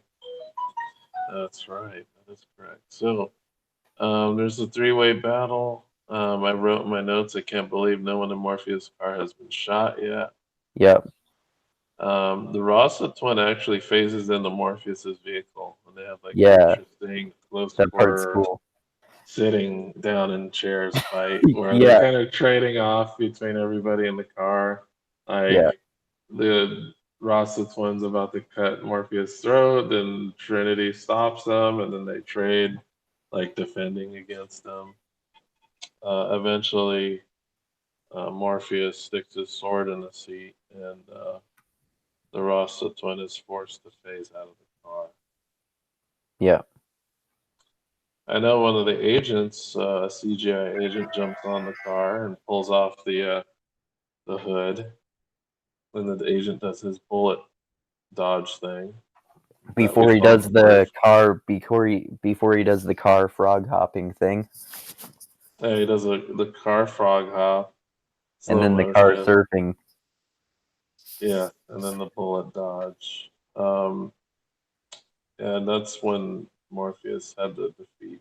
When he defeated them, the twin in the back seat when that agent opened the hood. Yeah, So, and the Trinity ends up taking the Keymaster on a motorcycle. Um, and then there's like a huge chase on the motorcycle, involving a lot of agents morphing into drivers, trying to cut her off. Eventually, Morpheus, I believe, gets out of the car and he shoots. This is near the end of like the chase scene. Like it looks like it's an off ramp that goes into nowhere, and then Morpheus takes out like a fully automatic pistol and he shoots. First, he slices the vehicle and it yeah. He flips on does the that. He side. does that awesome like samurai roll, and then he does that cool thing with his samurai sword where he just pulls it out and he like cuts all along the car or something like that. And then the car Yeah, flips and and he he does doesn't that look thing. at it. Like Yeah, the car flips and it's like behind his back flipping, and he's still like not looking at the car yet, and he takes out like a gun and he turns around, shoots it with the automatic. It's like a fully automatic pistol, and I believe the car blows up, doesn't it? yeah, and you can see the ghost going up into the air. Yeah, one of the things I noticed too is like during the motorcycle chase, the cop cars are like actually keeping up with it, and this is not real.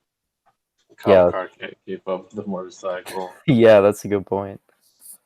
Um, at this time, Morpheus does a Van Dam in between two trucks, and he catches the keymaker while. Okay, so he's between two trucks doing the splits type of thing. Not the splits, but he's holding himself up between these two trailers. Yeah, he put his samurai sword on one of them to put his foot there. And then as Trinity drives through these two trucks, Morpheus grabs the Keymaker's hand and flings him on the top of one of the trailers. Right. Um, he also does the cool glasses thing. That's what I wrote down. Oh, where he takes his glasses off as he sees the agent behind the keymaker before the keymaker sees him when the agent jumps onto the truck after they go under another overpass. Yeah, I just wrote he does the cool guy glasses thing. Gotta take off my glasses because now it's serious fight time. So it seems that Morpheus has upgraded his ability because he's actually going up against this agent one on one, and he's holding his own much better than he did in the first movie. We do see a point where Morpheus jumps really high for no reason in a Yeah, weird like martial arts pose. yeah, And the first thing that Morpheus does is cuts the agent's tie off with the samurai sword. At yeah. first, they're doing hand to hand, and then Morpheus grabs the sword because he's not doing that great. Yeah, he gets pushed to almost the edge of the truck and then he sees the samurai sword beneath him and then he pulls it as he does this like cool spinning thing and then he cuts the agent's tie.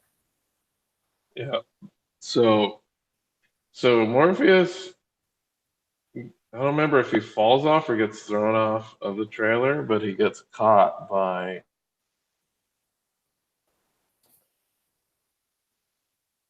Obi, who's now helping them out here. And Morpheus jumps back into the fight. Some other fighting. I'm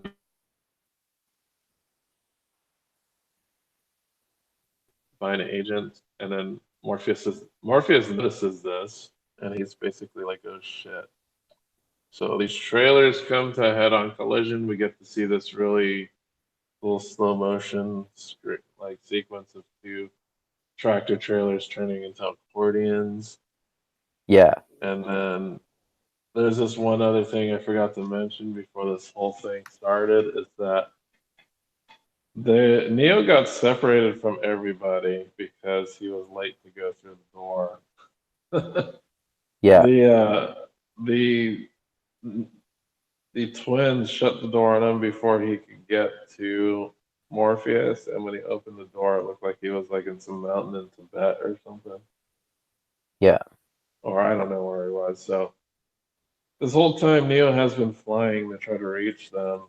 So at the last minute, he saves them, like a computer generated Neo saves them um, right before they collide. Because I think they were kind of flying through the air on the tractor trailer. Everything's blowing up, and Link sees that he's coming at the last minute, Yeah. and he catches both the Keymaster and Morpheus. He does a twirl into the air and all that stuff. Keymaker. Yes, the Keymaker. I was called Yes. CGI Awesome. Neo saves the Awesome CGI Keymaker and explosion. Morpheus. Yeah. And Locke is monitoring. We got back to Locke, and he's monitoring the Sentinel drilling progress. Um, so this is just part one. They got the key maker, and they can't leave. They're still in the matrix, so they have to go with the second part of the plan, which is to reach the core, and that's what they need the keymaster for. So there's this kind of heisty type of thing that they got to do. Yeah. So they got to do a plan. There's like this building with very high security. It's laced with bombs, and their plan is to cut the power before so that they can enter this building, so these bombs won't go off. They said any alarm would trigger the bomb. It's like the craziest freaking security system I've ever heard of. Because you got to remember, this is a building in the Matrix, which is basically the real world to people like me and you. So it's I don't know if they got this because well, what year did this movie come out? 2003. So it was after 9/11. Yeah. So I don't know if this idea was fueled by 9/11 conspiracy, but I have no idea why this building was completely laced with bombs, and then he'll trip the alarm and basically blow the building up. Is because it's to protect the architect or protect the source and make it like almost impossible to enter it, I think. Yeah, but why would they even put this in the Matrix? Like, if they were gonna do that, wouldn't they just build the source on the moon where it's not easily accessible? I don't know. Well, I mean, that's an interesting question because it seems like when when Neo meets the architect, it kind of seems like the Matrix. But is the source part of the Matrix, or does it follow, or is it something completely different from the Matrix, or does it have to follow the same rules as the Matrix? Like you could easily say that it's completely different because the architect is kind of basically God, but it also kind of seems that he's God of the Matrix in a way because the like whatever you would call the person who could well the entity who controls the machine city as we find out later, that's really more of a god than the architect it does because it basically created the Matrix, but the architect supposedly designed it. So does that mean that he exists outside of it? Like it's almost a theological debate. Mm. So yeah, so there's just this crazy scheme that they have to it's like a basically a crazy heist job that they have to pull to get to. Well, that I guess it makes sense because if they screw up, it would just destroy the building. But I don't know. It's something I probably would have to think about a little bit more. Yeah, no, I haven't thought of that from that angle before. So, next thing is so they're kind of talking about how well basically the key maker is telling them about the security and what they'll need to do. And Neo does not want Trinity to be in on this one. He's like very adamant that she will Because not be there. he knows that she's gonna die if she goes into the Matrix. But again, this is a weird thing where she wants him to tell her why, but he won't tell her even though like especially this time when she's specifically asking him why he wants her to do something unusual, there it would make more sense to explain it to her and perhaps make her more likely to not enter the Matrix if he told her, "You're going to die if you enter the Matrix." Mm. So yeah, he basically makes it known that he doesn't want her going Yeah. in there. And while this is all going on, they're gonna start their intrusion. They have their teams in place to get ready for everything. They do cut the power, but there is one wrench that gets thrown in the mix. Sentinels attack Captain Soren's ship, and they they send a bomb there by just like spinning really quick and throwing a bomb, Yeah, so it's they can interesting. maintain. Well, the Sentinels know that they can't get close to the ship. They could technically because there's people in the Matrix there, but I don't know if they know that. So it's like hard because if there's people in the Matrix on the ship, typically the captains will not do anything because if Hmm. they shoot the EMP, whoever's still in the Matrix will die. Yeah. So they do this to avoid the EMP field, or at least the range of the EMP field. And they blow up one of the ships, and everybody on Soren's team goes limp. Yep. They just kind of slump over in the Matrix, and nobody knows yet that they have. Well, that team was blown up. Yeah. So they're not Even shutting down that power plant, which yeah, means even the only person that finds out, I believe, is Trinity. Trinity and Link, right? Yeah, and like they eventually discover that they don't know because they lost connection to Soren's team. And Trinity sees that they're not, the power is still up. So she goes in there to assist. Yep. So, yeah, Soren's team instantly dies, the power plant blows up, and the power is restored in the building. So Trinity jacks in to save the crew because the power wasn't shut off. So we get to see that sequence again with the ridiculous motorcycle explosion. And we also find, so we go through that scene and she gets to the control room. Um, yada, yada, yada. Next thing we got is Smith is in the building as well, and he finds Neo and company. So they start attacking. In the back Um, door area, which is yeah, incredibly impressive because he shouldn't be able to access the back doors in the way that the Keymaker does. yeah. So he's in the back door area, and he attacks. Well, it sounds like he was trying to reason with them, but he then attacks them. I think he kind of And just wanted to like gloat and say, "Ha, I knew you were coming again, and you didn't expect it, did you?" so he's there. He tries to infect um, Morpheus. That doesn't work. And he says, if you can't, Morpheus, if you can't beat us, join us.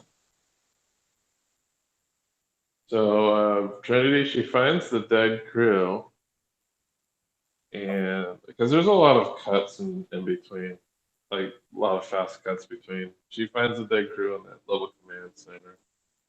Um, Next cut, they cut back to the fighting in the hallway. Keymaster sees that everyone's busy, and he proceeds to open the door to looks like a server room where they're at. Yeah, basically just And a room where he can hide. yeah, and then I guess Neo sees this opening. He grabs Morpheus and they rush towards the door. All the agents pull out pistols and start shooting. The Keymaker closes the door, but the Keymaker is not quick enough and he gets filled full of lead. Yep. But he does There's this, manage to just barely close the door. yeah, so he does save their lives. There's like a really cool shot I found a little bit impressive when when Morpheus was attending to the Keymaker. We get to see like the Keymaker's reflection in his glasses. Yeah, yeah, it's cool. I was It's like, like oh, they did that on purpose. Yeah, exactly. So the key maker, because he does make keys. You gotta remember that. The key maker, He is the master of keys too, though. yeah, because he has a shitload of them. Yep. So with the key maker's dying breath, he gives Neo the final key, Yep. and this And is of course, the key. he has to be like unnecessarily obscure, like in so many moments. You will know which door, he says when he gives him the key. After he tells Morpheus specifically which door he can take by pointing to it. Yeah, it's basically the next door that he sees. Yeah. So Neo And enters. it's a door bordered by light. That's the Oracle talks to him about that, right? A door made of light. So that's an obvious mythological symbol there too. Oh, I guess I missed that, but I know he. I wrote down that Neo enters a glowing doorway, Yeah. and He is he. ascending to the heavens. So he goes. He's in the architect's room, which is surrounded by computer monitors. Um, Architect's like some old dude with a nicely manicured beard. Uh, And an expensive suit. yeah, he looks like I don't know, looks like a professor type or something like that. And he's Um, very pedantic. Extremely. This conversation didn't make sense at all when I first watched the movie. It makes a little bit more sense. So we get the information about the iterations of the Matrix and that there have been 6 iterations and there have been 6 ones or Neo-like figures, and that in every iteration they always allow a very small population of Zion to survive. Yeah, it's something like well, no, Like 7. the architect doesn't offer him that choice at first, right? He explains like the concept of the one and the different versions, like you were saying and stuff.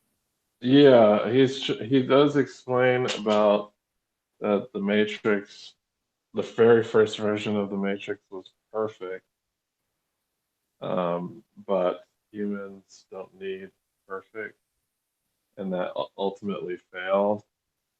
Um, so that he had to re-engineer this 6 times until he got it right. But every time there was always a one, um, and there was always a kind of cataclysmic disaster that wipes out the humans in some way. So There it's was like always a Zion. and it's like the version of the Matrix that he creates always fails. And Mm. it's like how I think it's in the third movie when Matrix is talking to the Oracle. She says something like that man cannot see past it's impossible for him to see past his own decisions, and she's talking about how he's so rational and mathematical that it blinds him to an extent of what is really required for the Matrix. Mm-hmm. Yeah, so I know. There's a lot of gobbledygook that he speaks. It's really hard to understand, but Concordantly. yeah, it's he's super pedantic. Um, well, this is head scratching scene. So we do get to see kind of that thing where we were talking about determinism versus choice. This is a big theme here in this because a choice is given. Yep. The choice ultimately is to save Trinity or to save Zion. And Neo, of course, saves Trinity. Yeah, so he selects Trinity, of those two decisions. And I think that's a I mean, for other than the obvious reasons, that's also a crucial moment because the architect explains that with Neo, the like I was saying earlier, the way that the one works is different because the other versions of the one, they loved humanity, and Trinity, and with Neo, his love is with a specific woman. He loves humanity, but his love for humanity is represented in his love for an individual woman, which is different from the way that the other ones were before him. Yeah, so the dynamic is different um, because the ones before didn't have this strong connection to another person that was in danger. Yeah. So it's almost like he's sacrificing humanity to save one person. Yeah, which is kind of The interesting, opposite. It's eh? like the It opposite makes of it. It's the opposite of Jesus. yeah, yeah. It's like it and it's interesting, like given what ultimately happens and how it ends too, because obviously Neo ends up defying what the architect says will happen anyway. Yeah. So we do see that he makes a very selfish decision in saving Trinity. We Hmm. do get to see that whole dream sequence play out in real time. Did you notice that the the ratio of men to women that the architect proposes for the post-apocalyptic society Yeah, it was like a kind of few polygamous? men and like a bunch of women. It's something like 13 males, 23 females, or something maybe even more unbalanced than that. I think it was like seven male. Seven, oh yeah. Like it wasn't even in the teens. So, Yeah. um, so the choice to save Zen or save Trinity. So we get to see CJ and Neo burning the server room out Yeah. when he enters the Matrix at that period. You Neo think catches that's him doing Trinity. that? No, I think it's a CGI version. No, no, no. I mean the character Neo. Well, isn't that him? I never thought about that before. I kind of assumed it was like some sort of some sort of thing that the architect is doing, or some sort of failsafe Well, that maybe happens maybe the after alarm you. goes off. I Yeah, don't something know. like that. I know that floor basically blows up. Yeah. When he bursts through, he catches Trinity before she hits the ground, and And he takes her to a rooftop. Link says, "Holy shit, he caught her." Yes, Link is like the commentary on Neo doing extraordinary things. Yeah. That was cut to him. Like they cut to him when he does. Um, like I know they cut to him when he sang the Keymaster and Morpheus. Whenever Um, Neo does something really the awesome and cool. Superman, the Yeah. Superman thing. So takes it to the top of the building. He takes the bullet out by sticking his hand in her. Yeah, which is Uh, it's so weird the way he does that too, because it's sort of like he's it's sort of like um he's molding the mind and the body in metaphorically speaking, or he's molding the like he's combining the rules of the matrix and the rules of the real world. Like you see the way he reaches into her, it's like this weird virtual thing where his hand just bypasses her skin and grabs the bullet and then pulls it out without actually physically affecting her skin or anything like that. hmm So he phases his hand into her. Yeah. Um, and then she ends up bleeding out in the flat line, right? Yep. Like her heart stops. There's too much damage done. She's bleeding out. Yep. And then Neo's like, that's not it. And then we get to cut to Lincoln. He says, I can't take this. And Doesn't he say? Neo, Doesn't he say that after Neo brings her back to life? I believe so. So Yeah. Neo supercharges her heart, like grabs it or something, He which grabs it. He wakes does her. that weird thing where it shows the like Matrix code vision, and it's his like hand going inside her and grabbing her heart and like rubbing it and squeezing it until it starts again. Yeah. And she Neo uses his magic revives. fingers. And she revives, and that's when Link says, I can't take this. Yeah, So shortly after she revives, Neo and Trinity make out. of course, because that's what I happened don't after one of them resurrects the other. I don't know who says this, but I wrote down the quote, how can the prophecy be true if the war isn't over? I'm pretty sure that Neo says that. Okay. Yeah. Um, and also, he doesn't tell anybody the truth about the choice he made. No, and he says, and when Morpheus is skeptical about the prophecy being false, he asks him, "Who told you this?" And like you said, instead of saying the architect told me, which probably would have held more merit, he said, "It doesn't matter. I believed him." Yeah, I don't know why he's being so vague. Is he trying to not hurt Morpheus's feelings? I don't know. It's very strange. Okay, so they snap back to I don't reality. know. There are several moments. What were you saying?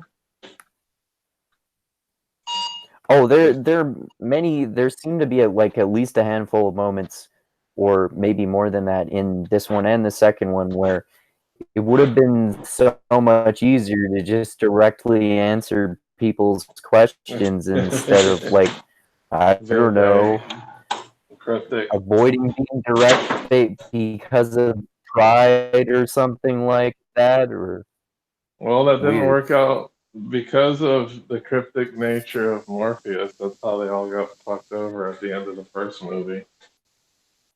Because he wasn't straightforward, but that's the Matrix for you. So Yep, they snap exactly. back into the real, and some Sentinels have Yep. found the Nebuchadnezzar, and they do the same bomb trick that they did with the first ship that they blew up. And I don't remember who says it, but someone says, abandoned ship, and they all traipse out, and the Nebuchadnezzar blows up. We get to see it blow up. Shocking.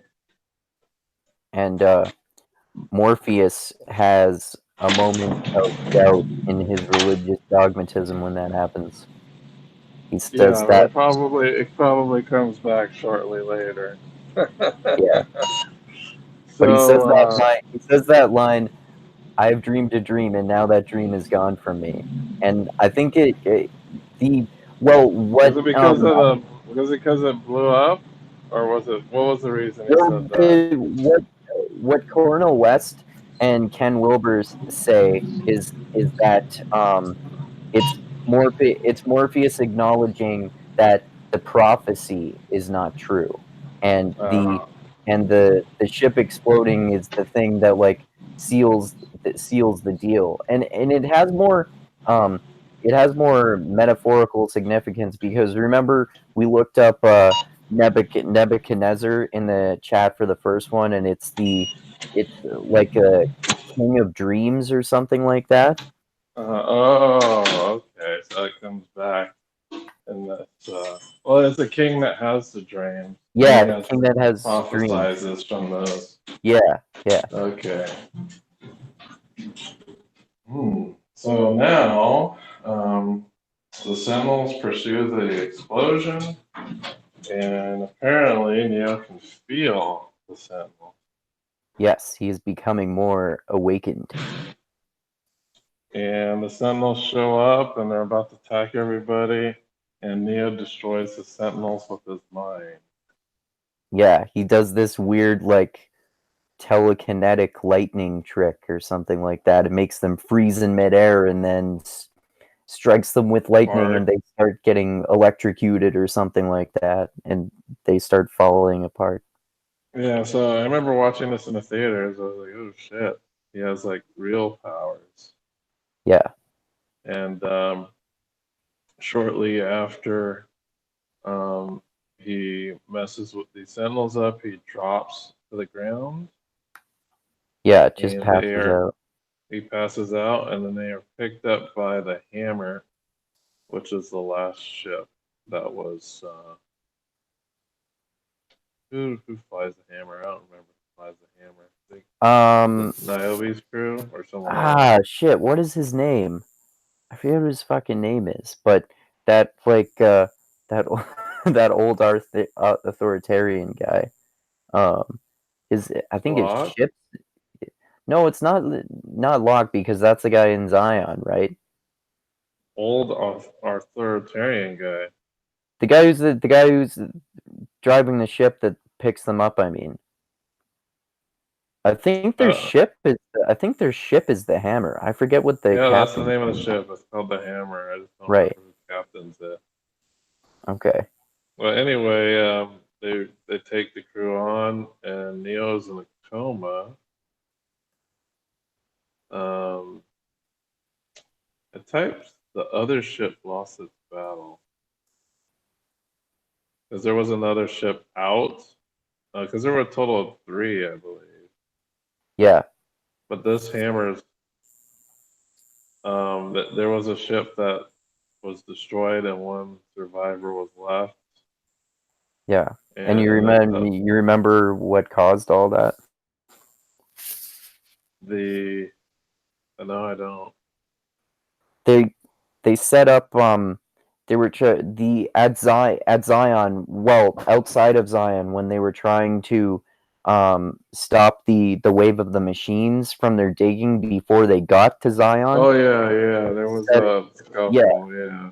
yeah, they tried to set up a trap where they would get their ships farther or far enough away from the machines that an EMP could be set off to take out all the machines, but then Mm. someone set off the EMP before all the positions would before all the ships could get into position, and I forget what number they said, but they lost most of their ships in that EMP blast, and there was only one survivor. They made a sweep for survivors, and there was only one, and it's Bane. Oh, I just Yeah, revealed he's the very end. probably yeah, he's probably the guy that did that. Because Yeah, he's infected by Smith. And the next thing we see is a little sign that says to be concluded. And we get to hear Zach De La Rocha doing his Rage Against the Machine bit there. yeah, And that is the end of the movie. yep. Gotta have the obligatory Rage Against the Machine at the end, like in the first one. Although they don't do that in the third one, because the third one's like, no, we're too serious. We can't have awesome metal music. I can't rage against the machine anymore. Yeah, I guess it's raging against the machine. So it makes sense that they would have that in the soundtrack just by the title of the band. yeah. That's what they're doing. They're raging against the machine world. Now we have to ally with the machine. So out of the two, has a lot of crazy philosophical stuff in it. Um, a lot of it is about choice, determination, and you Determinism. know, determinism and freedom of choice. And I think I'm not sure how they're. Which philosophers do you think the Wachowski sisters who were brothers at the time were actually looking into for these Well, for direction. I mean, I don't know. I don't know if they're like, I don't know if I could say if they were looking at anyone in particular, but there are lots of different philosophers who talk about choice and fate and determinism and cause and effect and stuff like that. Like any, well, a lot of, not any, but a lot of rationalist philosophers, for example. Like, I'm honestly not really that aware of any specific philosophers off the top of my head on these particular positions. I just know that a lot of people, like it, particularly Enlightenment philosophers, talk about these issues a lot. Like Locke, for example, and Hume and Kant and a lot of other people from that period, like the well, you could say the Enlightenment era in general, I guess. Okay, so you just think it's kind of those who were Enlightenment era philosophers kind of talk about Yeah, determinism and choice and free will. It and then seems like it's free obviously, will versus determinism is yeah, a big theme here. yeah, exactly. And then obviously there's all the mythological meaning too. And then we didn't talk really this time about some of the political meanings too. Like there's some like basically just sort of simple, more simple political narratives like authority authority versus liberty and that sort of thing. But then in a similar way, that the division between humans and machines gets broken down a little bit. You see that get broken down a little bit with this idea of like freedom versus power or something like that, because the the machines have power, but the humans have power to make the machines have less power over them. So it gets more complex in that way too. Well, I know Hammond definitely implies that there's a symbiotic relationship between man and machine, but Yeah, it's almost like who manipulates who, and that's like the question that they're having a hard exactly. time Yeah, answering. that's a main question, particularly in the second and third movies.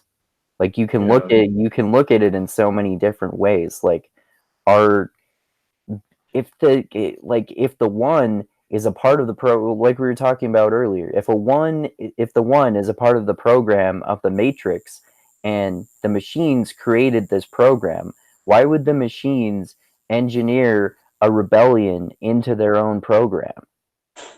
And yeah, that's kind of weird, isn't it? It's it's like almost a like cycle. It's like the wheel of time or something. yeah, Like oh, there's a it's almost, cyclical like turn and guiding that has to happen. exactly, Um, yeah. and they gotta break down the matrix and kind of rebuild it every so often. Yeah, exactly. That's why there have been multiple ones. Just like how you were talking about Wheel of Time, there have been multiple Dragon Reborns. So Neo is the dragon reborn. He is the chosen one. It's the chosen one narrative He's basically Rand al'Thor. that Daniel Green likes to talk about. Yeah, The chosen one. Like he hates the chosen one narrative, but he loves the Wheel of Time. yeah. But yeah, the Matrix. I remember loving the first movie when it came out, and the second movie, I was like, "What the hell did I just watch?" I, Like the I action was cool, but what the hell just happened? I I remember don't know. I don't get it. I Why remember is Neo able liking to use powers outside of the Matrix? yeah. I remember that I liked them when they first came out because I was like 12 or 13 and I just thought they were cool action movies. But it wasn't Mm, until like the last few years or so that that I even found out that there are deeper mythological and philosophical and political meanings to it too. And the like when Cornel West and Ken Wilber talk about this on the Blu-ray commentary, they say that these aren't just things that they're talking about out of their asses, because they know the Wachowski brothers, or sisters now if they want to call themselves that, and they've talked with them about philosophy and mythology and stuff like that, and they know that really they really understand these ideas and these philosophers and stuff like that. That they studied it at least. Yeah. But yeah, it's a crazy movie.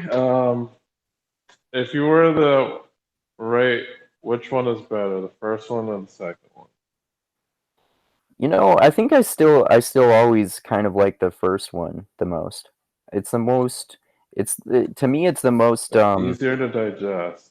yeah, and like even though I like all the more complex meaning in the second and third one, knowing about like if you view the whole trilogy as like one thing, basically, that helps me appreciate the first one more too, because it's like when we talk about Wheel of Time, there's so much more going on, that there's so much subtext that you don't know about until you've experienced the entire series first, and then you can see it more clearly.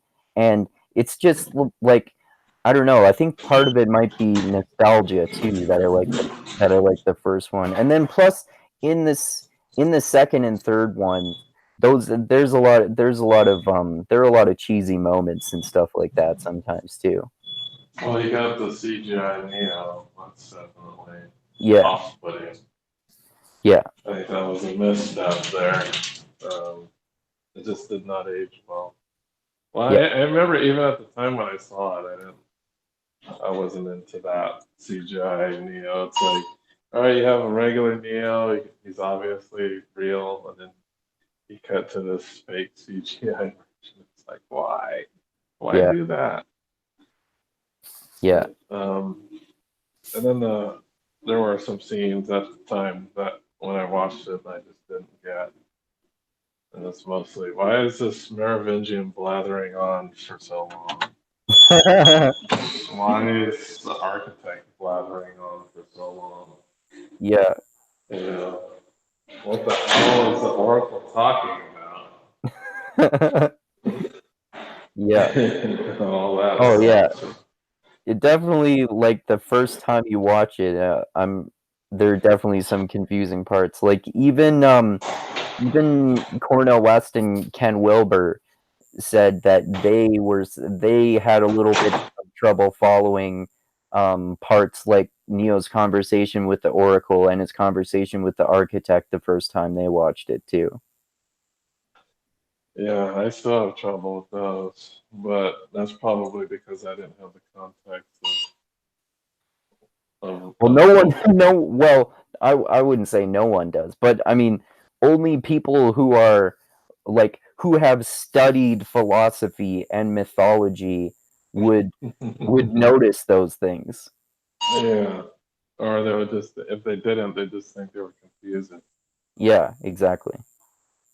which is what I pretty much thought when I first watched the movie. Yeah, a lot of people did. That's another thing that they talk about in that commentary, that there's so much detailed meaning that you can only see obviously if you notice it, if you're like if you've studied that sort of thing, like I've talked about, that it basically can easily be confusing to the average person because they don't Mhm. understand all of this shit that's going on. So they took a big Yeah. risk with those movies, which is why I think in general most people most people seem to not really like the Matrix sequels in general, I think. Mm. Did you I watch Cloud Atlas? Yeah, I did. I love that movie. I love the book too. Um, and there's a lot of philosophy in that too. Seems Definitely. like Yeah. that's Wachowski's as well, right? Yeah. Yeah, I think And so. there's, yeah. But yeah, check it out. I think the first one is better, but you kind of have to watch all three of these to get the whole context of the story. So it's not just like watch the first one and forget about the few. You should keep all three in mind. We'll cover the third one eventually in some at some future time. Complete this Matrix series of mixed middle arts chats. But there it is. If you were going to give it out of 5 stars, what would you give it? I don't know. Probably 4 because like I still watch the whole series like once a year or so. Okay, so Like I said in the first chat, the Matrix is basically my religion. yeah, I would give the first one a 4.5. I would give number two a 3.5. It definitely gets knocked down because of the CGI Neo. That's it's just super off-putting to me. But yeah, I'd give it a 3.5. It's if you were just to watch this movie and have zero context of the others, this movie just would not make any sense at all. Yeah, that's true. Although you could still enjoy the like awesome action scenes and stuff. Oh yeah, you can certainly do that. You just wouldn't know what the fuck the characters are talking about when they have these pedantic and philosophical conversations and stuff. Yeah, that problem was not present in the first one. No. Like you didn't have that problem. It's just that this second one, it's not the. Sometimes trilogies can kind of feel like standalone stories. Yeah. This one does not. Part two does not feel like a standalone story at all. Oh, definitely not. Yeah. Yeah, sometimes a sequel can sort of feel like a remake, and Matrix Reloaded definitely does not feel like a remake. Although I mean, obviously the bad guy from the first one does come back though. That's like Oh the yeah, one, like, Smith. yeah. Yeah, that's like your link there. So, yeah, that's 3 out of 5 for me, 4 for Andrew, and that's how we rate it. Go check out, see if you can find these philosophies, and at least if you have trouble understanding that, you can fall upon this video. We do get a little bit into it, but yeah, there you go.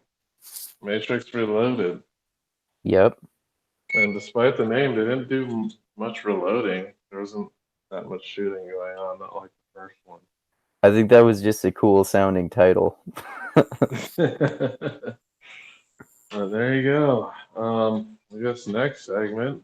What are you reading? What'd you read? Well, I bailed on that Anne Rice book, The Witching Hour, because Really? it was just way too slow moving for me. I told you that it was slow moving, but it gradually gets more interesting as it progresses. But the speed at which it gets more interesting does not increase. So I read like a third. So I read like a third of it, and it's like a 1,000-page book, and I just figured, yeah, I don't want to spend my time with this. Partially because I wanted to start reading The Dragon Reborn for the next chat. So that's the book that's one of the books I'm reading now. Or actually, no, that's the only book I'm reading at the moment. And I Are also you listening or reading? no, I'm reading it. That's one of the Okay. few that I actually have a physical copy of in the Wheel of Time series. And I also told you I listened to The Well of Ascension, the second Mistborn book. You finished it? Yeah, I think I told you at first, like I like the first part more than the second one, but I think overall I kind of like them equally in a way because I like the first part and maybe most of the last part Mm-hmm. of the second book more than the first book, but I think I'm more interested in like the middle part of the first book in a way, and there's specific things about the first book that I like more. Like like Kelsier, for example. It sucks that he's dead and he's not in the second book. And also, Well, yeah. I like all the political manipulating and power struggles and stuff like that in the second book, but it's Mhm. not as good of it's not as good as there being the bad guy of the Lord Ruler. Yeah, And the Lord Roller was just like a badass bad guy. yeah. And I mean, in terms of Kelsier, you could say that Vin basically fulfills his role in a way in Mhm. terms of being a badass killer in the second book because she becomes a totally hot, sexy, badass killer, like in lots of Well, there's fantasy. the Zane influence. Yeah. Where they go to the tower of the keep, and she just stops short of killing. What's his name? I forgot his name.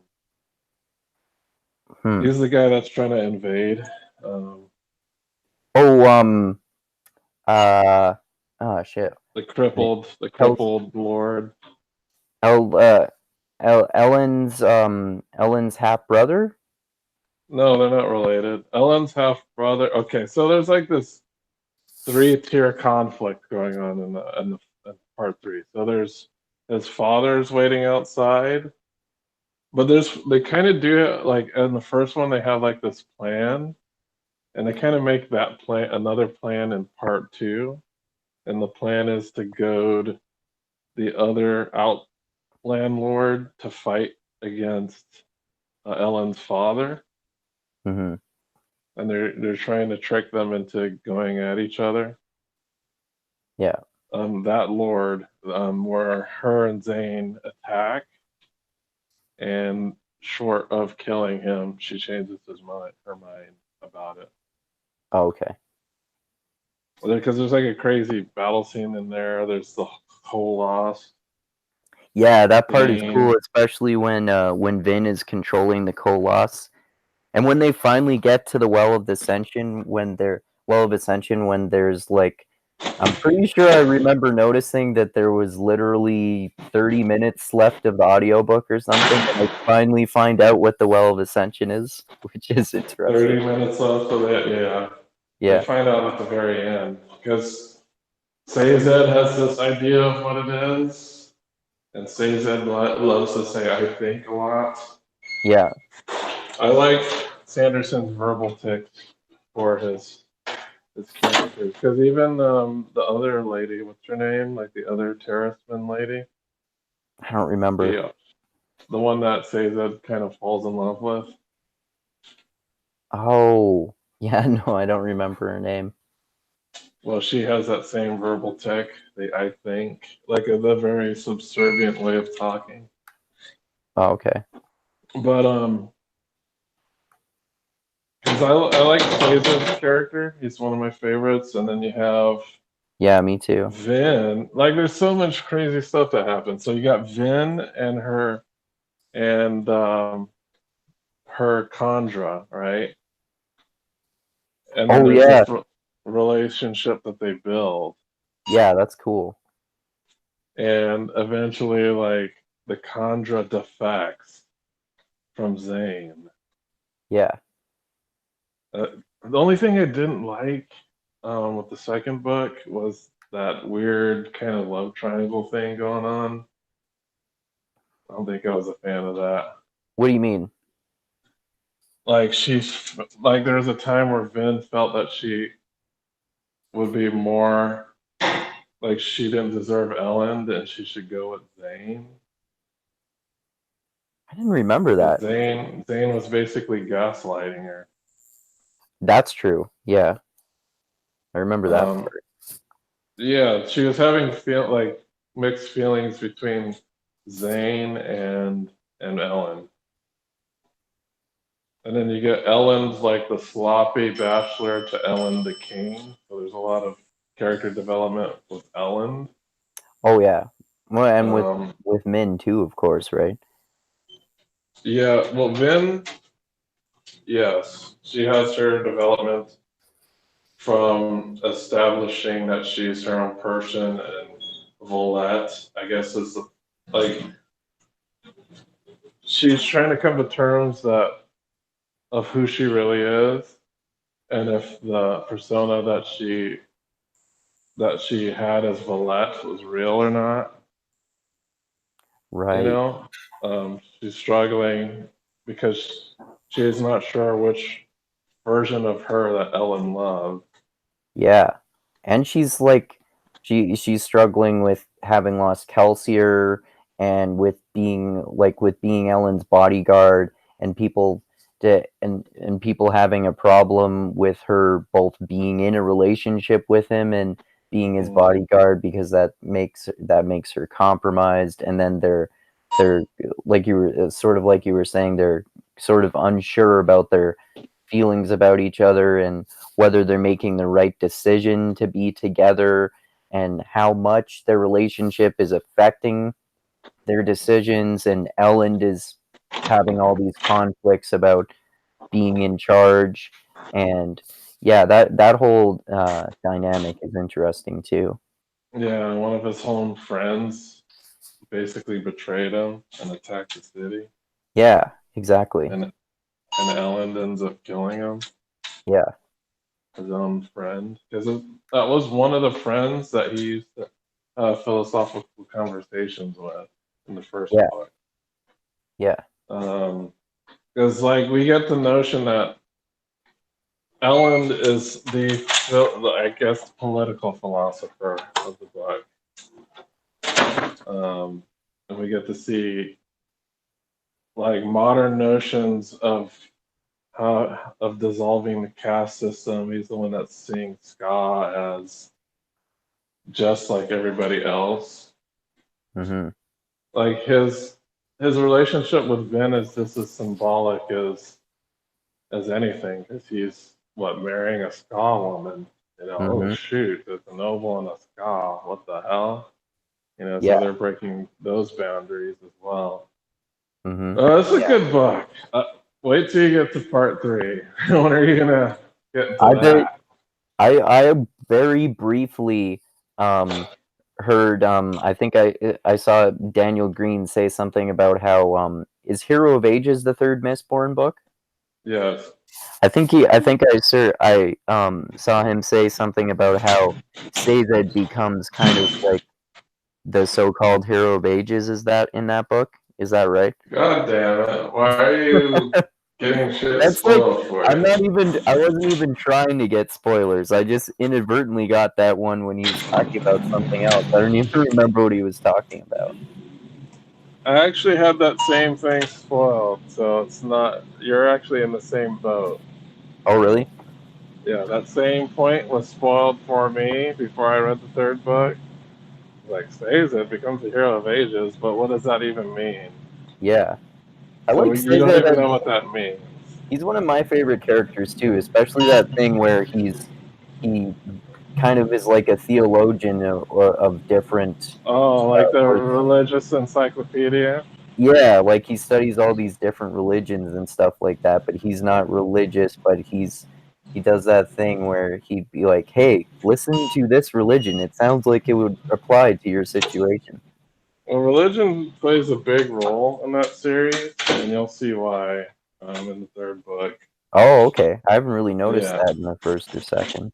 you'll see. Okay. You'll see. There's such a crazy twist in the third book that it really makes you rethink what you read in the first and second book. Oh, cool. Yeah. So you're like, oh shit, this changes everything. I love those That's moments. gonna happen to you in book three. I was that I was talking about that the other day. I was saying I know I'm reading a good book, and it was when I was reading The Dragon Reborn. I know I'm reading a good book when I have similar reactions to reading a book that my mom does when she's watching a movie or a TV show. If so, I'll if I'm reading a good book at certain moments, just out loud, I'll go, "Oh shit! Oh no! Holy fuck!" Yeah, that will happen in book three. Yeah, But I know in book two they focus on the Kolas, which are interesting new elements. yeah.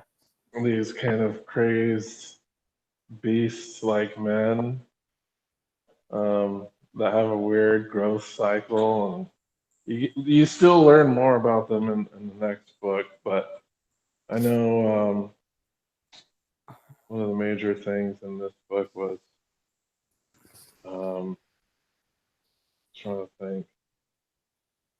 But yeah, I know Sazed. We do lose some characters on in the end.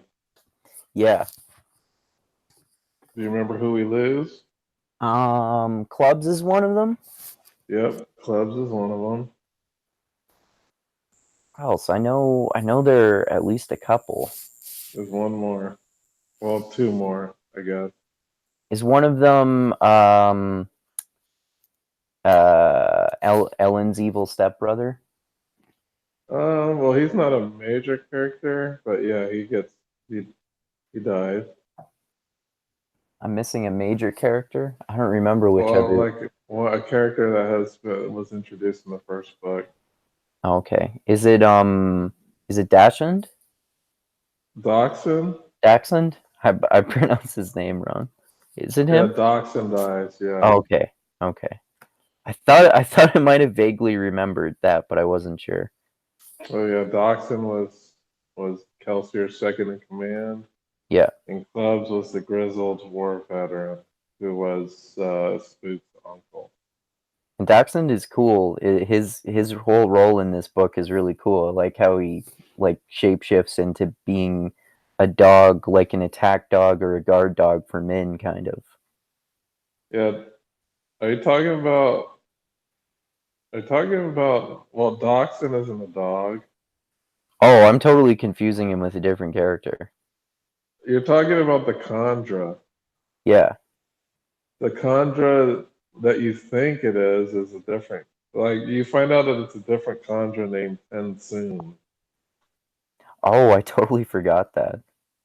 Tensoon is the name of the Khandra's name, but before you knew it was Tensoon, you thought it was what's his name? The French dude The French from the dude? first book. The lord that he was impersonating. That was had a French name. I don't remember. Demus or something. I don't remember. But the first Merovingian. yeah, the second one is it's Tensoon. Actually, Tensoon becomes an awesome character in the next book. Oh, okay. Yeah. So you'll love. I like Tensoon a lot because I like that relationship that they built in the first book, and then that relationship really pays off in book 3 Sweet. because he becomes like the loyal guard dog and companion. And it's crazy that Vin beat somebody that was using ATM without using ATM. Yeah. I Wow. had to listen to that part a couple times for me to understand how she beat somebody who was using ATM without I also using it. when I'm listening to the awesome battle sequences, sometimes I like slow it down to normal speed because it's so awesome. Yeah, because it like he really speeds up when he's speaking during those sequences. Hmm. But yeah, there's because she fights um Zane, right? Yeah. Does she That kill is Zane? She kills Zane, right? yeah, I think so. Yeah. Well, Zane was crazy. Yeah. I thought he was talking to God. Yeah. So, it even it's. But Zane tried to poison his dad a couple times. Actually, he was successful in doing it. Yeah. Um, but yeah, that dad was an asshole, isn't Yeah. he? Yeah. So it's some good stuff in that second book. The third book is great. Yeah. The whole first I bet it trilogy is. is really good. How many books did you say the whole second trilogy is out too? Actually, it's the Era 2 is going to be 4 books total, and there's Oh, 3 books out. Yeah. Oh, okay. Yeah, so Tensoon is the Khandra, and he took over the body of Orseer. Okay. So that whole time, Vin thought it was Overseer, but it was Tensoon. Right. Okay. But yeah, it gets book 3 gets crazy. Yeah, I bet it does. Well, I thought it was funny though. In the very beginning of the book, she goes to get a wolf hound or whatever they call them, and she just bashes the thing in the head and and walks off with it. It's like Yeah, that's Jesus Christ. that was weird. I was like, and then she basically killed it. She Yeah. bashed it in the head. That was just to give Tensoon a dog body. Yeah. Gotta kill this What? dog so I can have it be my sidekick. Yeah, and it was like it's funny because in the very beginning, Tensoon basically detested the idea of being in a dog body. But by Yeah. the end of the book, he sees like all the advantages of being in a dog body, Yep. and he actually starts to prefer that body over like a human. Yeah. Even though like Ben says that he can turn use human bones if he like, and he's like, no, I'm gonna stick with this body for a while. Yeah. So yeah, ATM. How do you liking that magic system? I love that magic system. It's so cool. So cool how different metals do different things and they give you all these awesome powers and their consequences to using the magic, but you can still upgrade your magic powers and you can combine different types of magic, especially like especially Vin does. It's so cool. Like the specific powers, like the one that makes you turn into an enormous jack giant, or the one that allows you super strength so you can use one of those Koloss swords, or the coin shotting, or the coin shooting, or the like super jump thing, and all those other powers. Yeah, the big Jack Giant. That's one of Barachemist's power. The one Right. that because it's crazy. They got these 2 magic systems. Like there's the Ferochemists, which they lose their ability and they store it into an object and they retrieve it later. Yeah, that's I cool. think like there's definitely And Vin uses both, pros and right? cons. Yeah. No, she can't. Ben can't use Ferochemy. Oh, I thought she was. Okay. I was No, confused about that. she's an Alamancer. Right. I know she's an She does. Allomancer, but I don't know why I thought she Maybe developed it's that because she ability. drew on the mists, but Yeah. that wasn't a Ferochemy thing. That was Oh, something else okay. that you'll learn about in book 3. Okay. Well, yeah, Ferochemy is storing and retrieving. So Ferochemists, they can store their strength, which will make them weak. They can store their wakefulness, which will make them drowsy. They can store their. I think they can store the thing about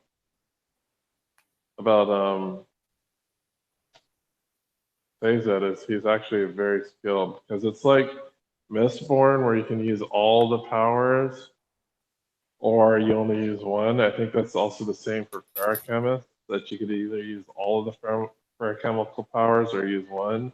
And Oh, okay. Sazed can either use all of them. So he's actually pretty damn powerful. Oh, so he's like a Ferochemist version of a Mistborn. Yeah, just like the Lord Ruler is actually a Ferrochemist Mistborn-ish type of deal because he could use all the powers, but a much higher magnitude than a He was regular a alchemist. he was a Ferochemist and a Mistborn, they figured out, right? Not Or were that they was just only speculating? afterwards. Yeah, he became one. He didn't Oh, start okay. off as one though. Oh, yeah, of course. But yeah, he was both a extremely powerful ferrochemist, and an extremely powerful Allomancer. But yeah, so Seiza, he uses his copper mines to store memories. That's pretty useful. Um, so yeah, he has a lot of useful abilities. But the funny thing about those things is, like, you gotta, like, in order to get healthy to heal fast, you have to be sick for like 2 weeks Yeah. and frail. So it's very different from allomancy, where you just ingest something. It's sort of Ferrochem, like you have to sacrifice. yeah, yeah. Actually, that's sort of what I was gonna say. Like with Allomancy, well, depending on what you do have to sacrifice too. But it's not. I guess it's not as definite as it is with uh being a ferrochemist. But like how Min basically goes into a coma for a while after one of those epic battles near the end of the book. But that's because she pushed herself too much. Or Really. that's because she was flaring pewter too much. Yeah. Yeah. Because if you flare too much, that can have some both positive and adverse effects.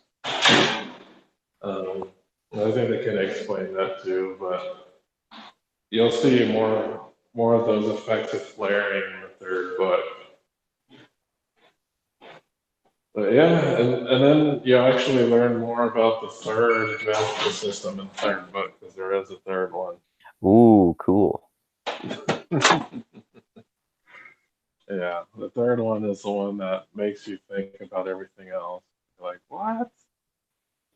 This changes everything. And Nice. that's magic system number 3. Oh, okay. So that's what you've read.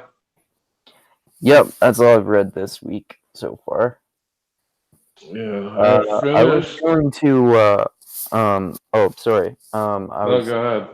I'm probably going to soon, well, once I'm finished the Dragon Reborn, which I've been taking my time with, and I'll probably just finish it as close to the chat next week as I can. And after that, I want to continue more of those series I've been reading that I told you about, the Alien movie novelizations.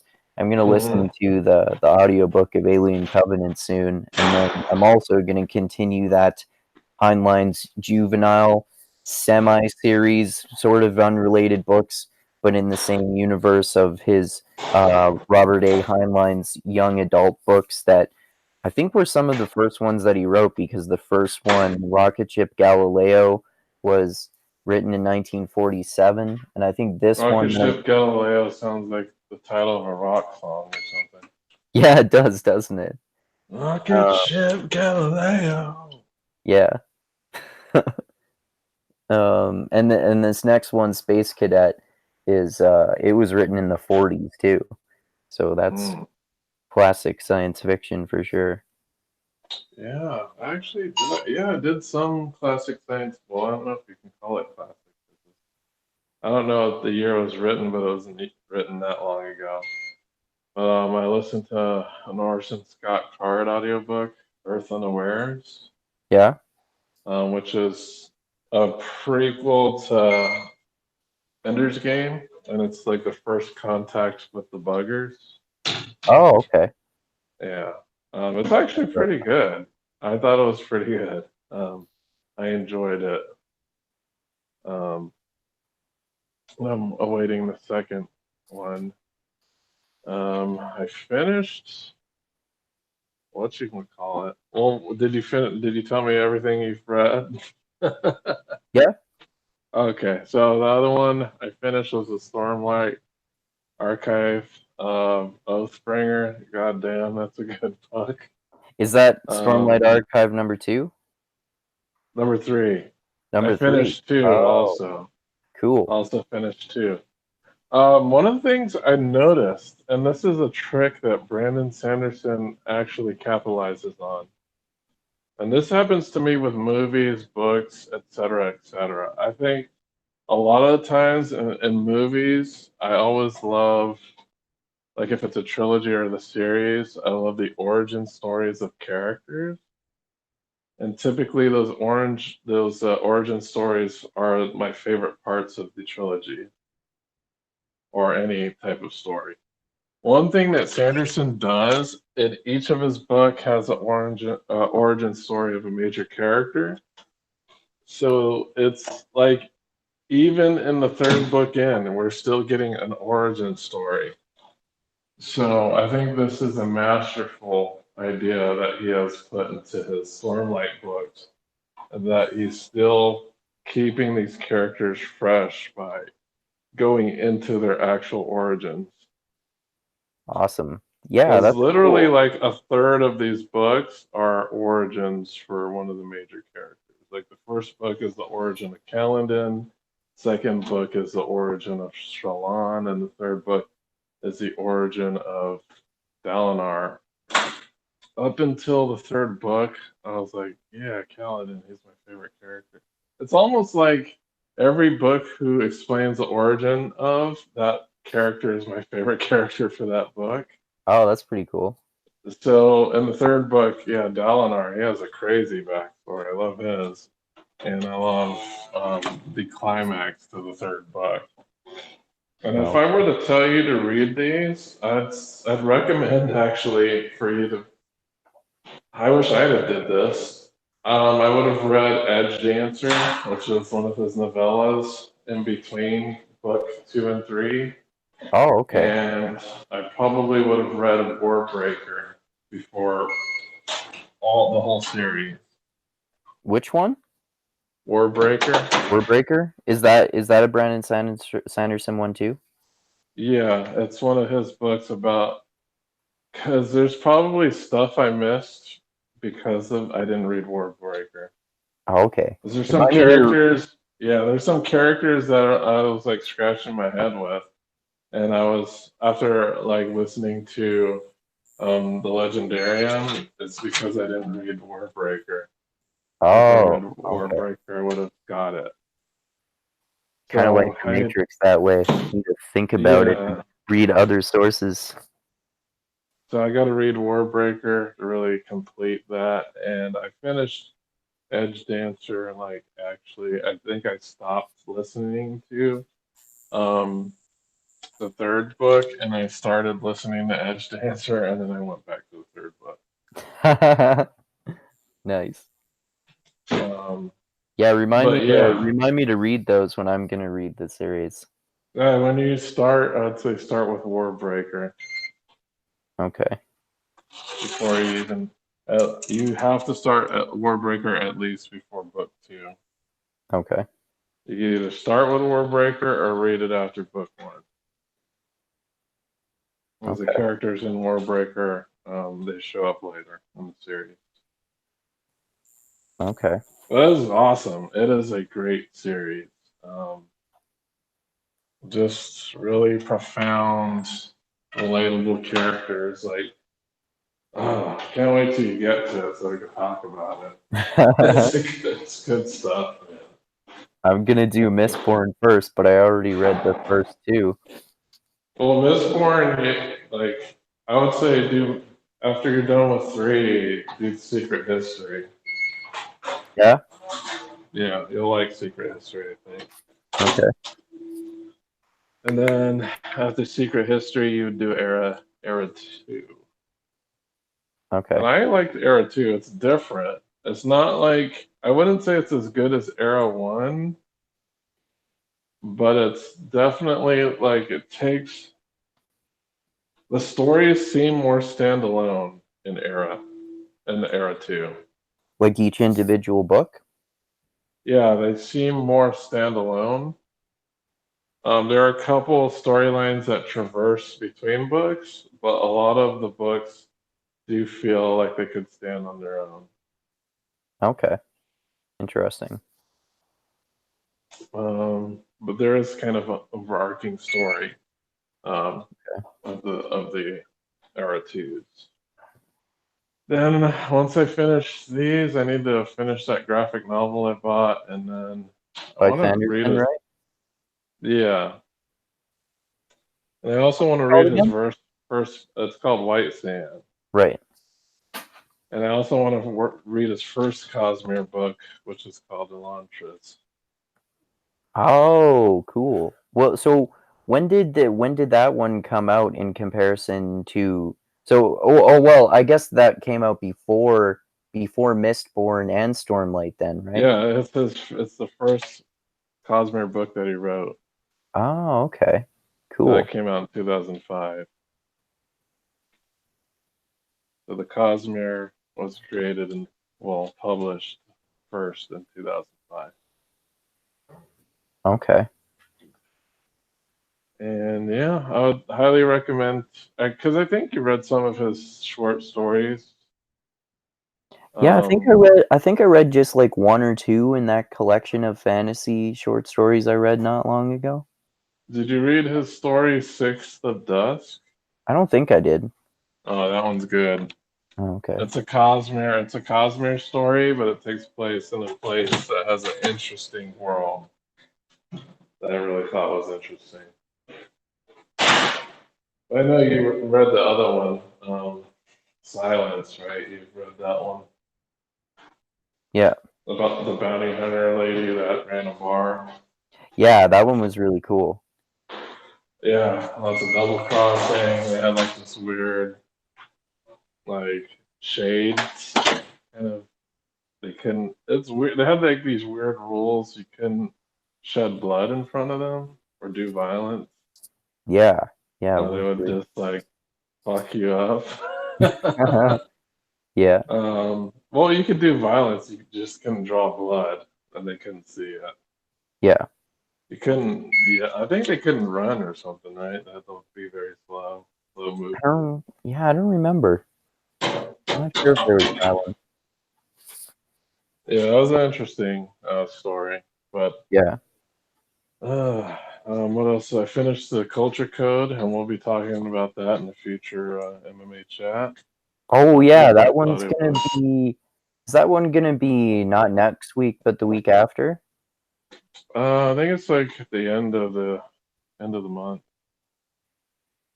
Okay.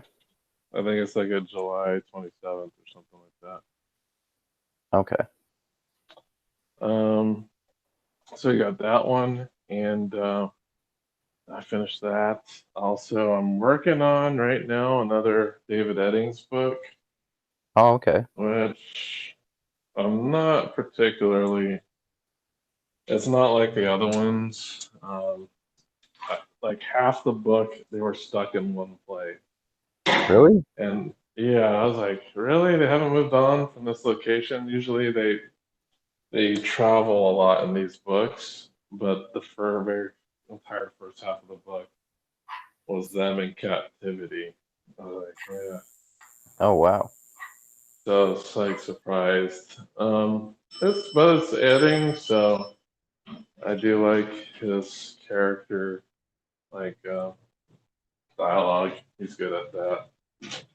Um, what else did I finish? I think that's it. Um, yeah, that's definitely it. So I want to think on my plate that I'm waiting from the library. I have the first book of the Earthsea Chronicles. Oh, by Ursula K. Le Guin. Yeah, that's on my plate that I'm waiting for. I still haven't read Uh, those yet either. I think I read one of her books. I don't remember what it was called, but I thought it was interesting. More like it was more like philosophical fantasy specifically, which is why I understand why James Sullivan is a big fan of hers. hmm. So have her first book, have the first book, and the first law that I'm waiting for. Oh, by Joe Abercrombie? Yep, I'm also waiting for the first book in Gentlemen Bastards. Oh wow, you're gonna be I'm an expert on fantasy in no time. also waiting for book 2 of Narnia. Um, waiting on. Oh, I rechecked out the Wizard's First Rule because I wasn't finished with it. Oh, okay. I got about a little bit more than halfway through there. Oh wow. Been going slowly on that one. Because you've been prioritizing other ones? Well, it's because it's not an audiobook, Oh, okay. so I actually have to read it. So Yeah, takes me longer because I actually got to read it. right. Um, and I think I have Foundation. I have put on my waiting list as well. Oh, cool. Um, I've got yeah, I just got a bunch of fiction on my waiting list. I usually fill my waiting list up with fiction, and then if there are no books available, I just go to what's available now on audiobooks and check out nonfiction. Oh, okay. I Like I'll usually wait. I usually have Okay.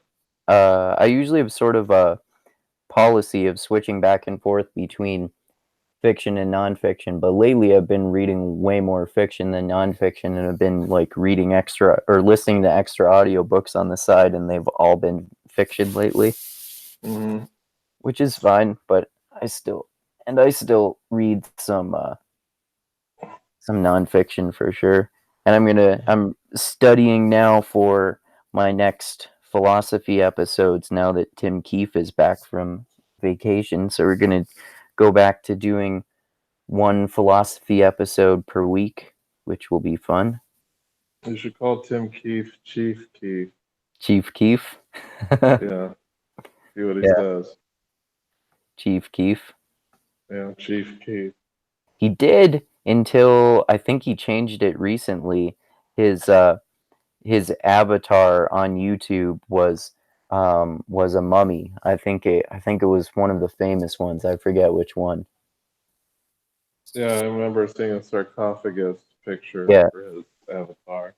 yeah, yeah, King Tut, maybe. yeah. I think that's the one. Yeah, should call him Chief Keef. Chief Keef is actually, I think, a mumble rapper or something. Is he? You can look it up. Okay. I think so. Um, I think he's a mumble rapper. I like I how could be wrong. I like how Eminem has made fun of mumble rappers by being better at rapping than them. Yeah, I don't get the whole mumble rap thing. It's like how sometimes rapping can become a contest to see who can talk the fastest, but you still have to talk coherently. Well, they don't talk particularly quick in mumble rap. You just don't know what the hell they're saying half the time. Oh, I Like thought it's mumble rap not was like a talking quick thing. It's not? mumble rap is rapping in triplets. What do you mean? The triplet is the beat. So instead of one and two and three and four, you're going 1, 2, 3, 4, 5, 6, 7, 8, 9, 10, 11, 12. That's mumble rapping? That's one of the main tenets of it. Even if it's not mumbling? Okay, do you know This Is America, right? By Childish Childish, Gambino. yeah, Childish Gambino is my new favorite artist, actually. All right, so the This Is America triplet style is mumble rap. Oh, okay. I didn't even know that. I like some mumble rap for sure then. Well, mumble rap is taking that triplet style and then not understanding what they're saying. Oh, okay. Never mind then. Because Like I'm not a I like fan of it the when triplet. rappers do that, and I like it when rappers rap quickly. But especially, well, only really if you can actually understand them, because to me that shows actual fucking legit skill as a rapper. Because I can't whenever I try to rap along to like really fast raps of like Eminem or Logic or something like that, I can't even do it. I'm just like, God damn, I'm way too white. Jeez. Did you ever see that Even though Eminem video? is white, and I used him as an example.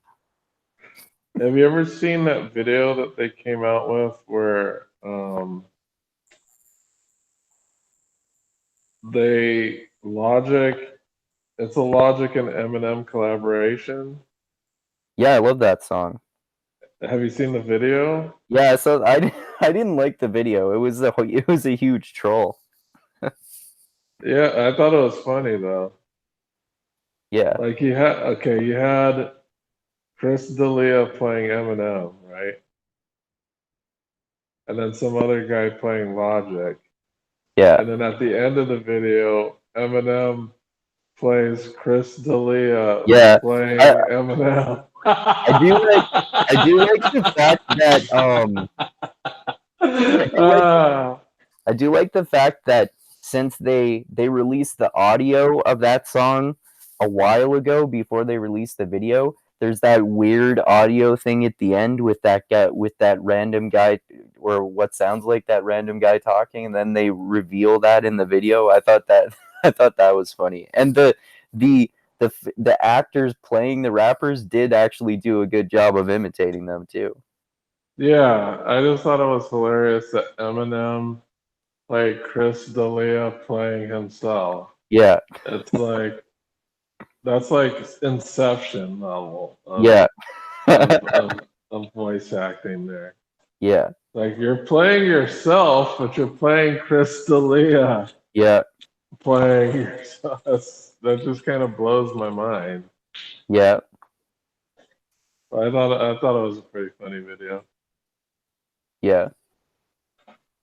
Uh, yeah, yeah, man. Good stuff. Yep. Is next week? Is that the Dragon Reborn? Yeah, it was going to be, right?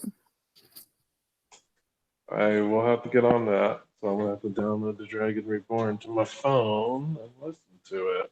Oh, you haven't started reading it yet? No, I usually would. I listen to it the week of. Okay. Yeah, I guess you don't re-listen to all the Wheel of Time spoilers episodes like I have because you already have before, right? I've already listened to them all, and I think I like the knowledge that was imparted in those stays with me, so I don't need to re-listen those. Like the knowledge that imparts from the the Wheel of Time spoilers podcast are the connections that are made to the Yeah, overall story. definitely. So those connections stay with me. It's just like some of the plot points I have to get refreshed with. And usually when I'm doing it, I will re-listen to the Legendarium versions because they're shorter. They just kind of go over the overall plot. But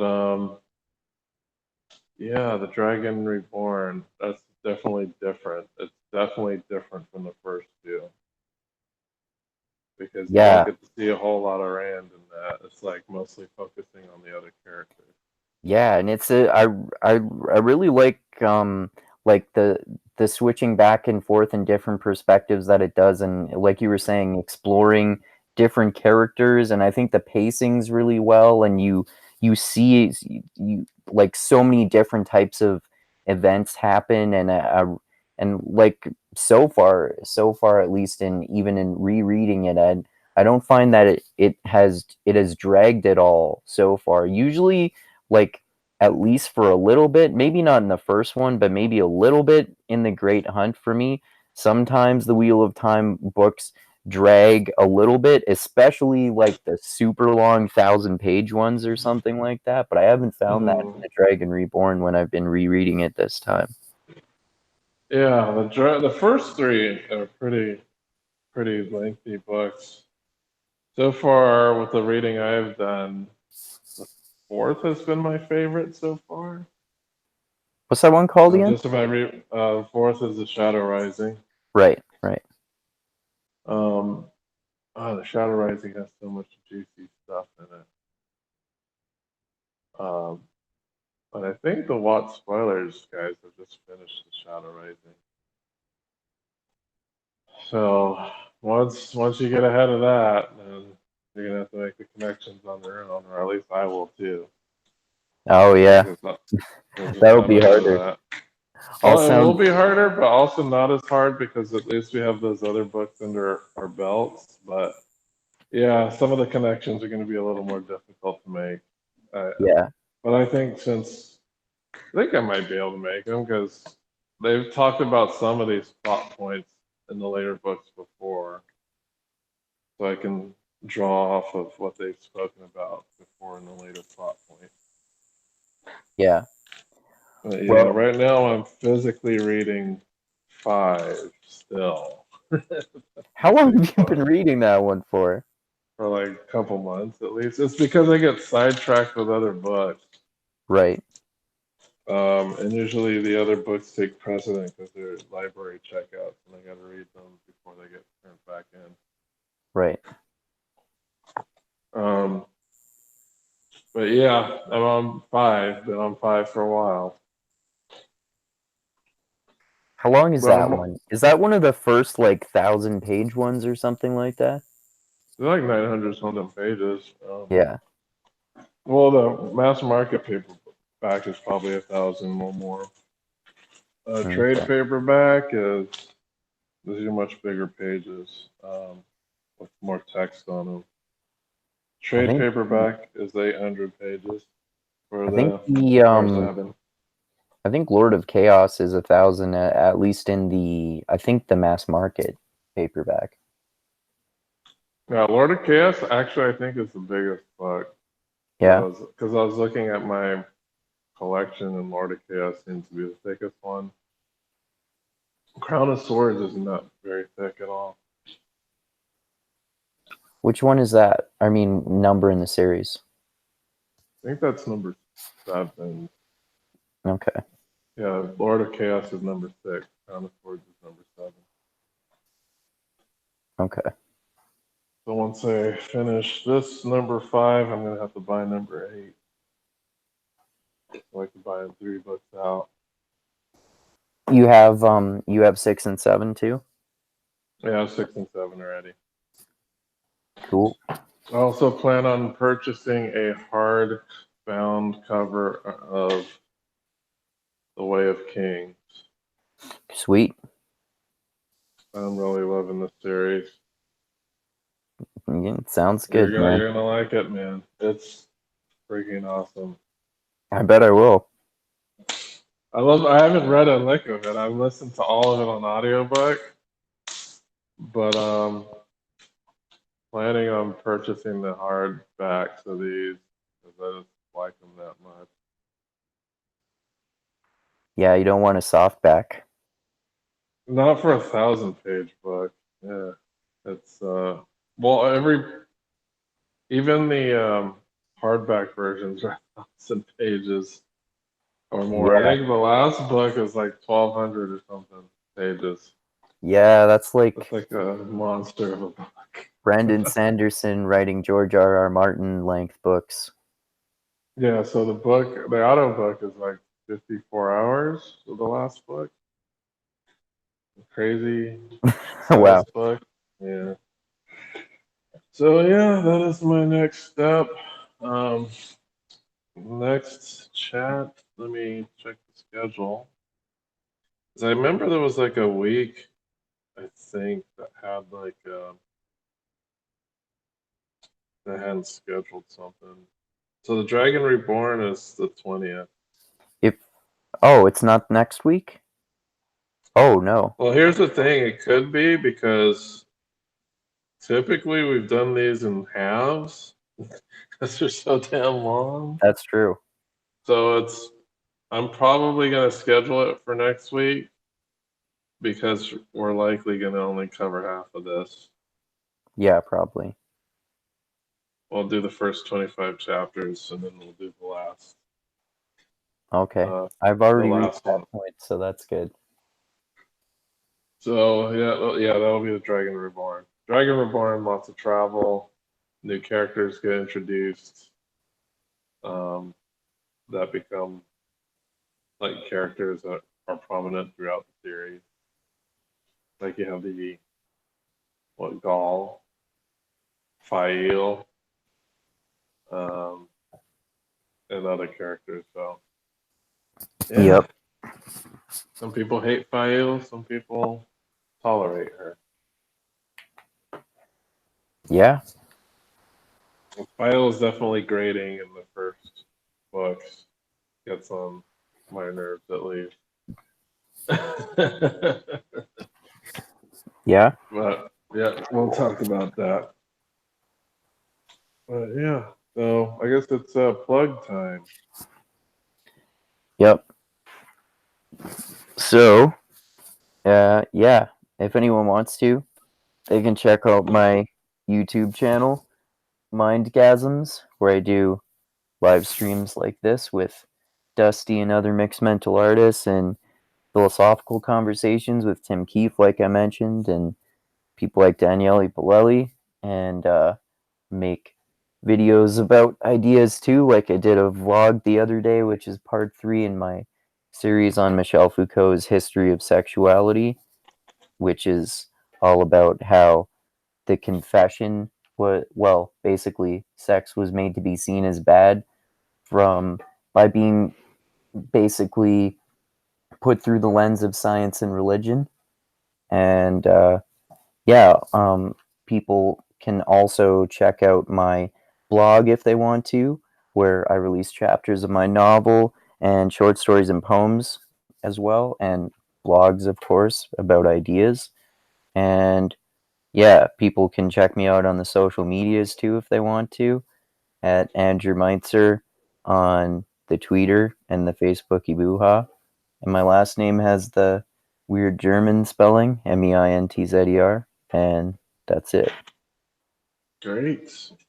And I like to thank all the patrons who support Mixed Mental Arts. I know I've been saying that we have episodes in the can, and we do. Probably we'll have to find out what's the next step because I think we need to make a new intro for these. I'm trying to not we have a new intro recorded, but it needs to be edited. Um, yeah, check out the Facebook group. There's always people talking shit there about politics as usual. Yep.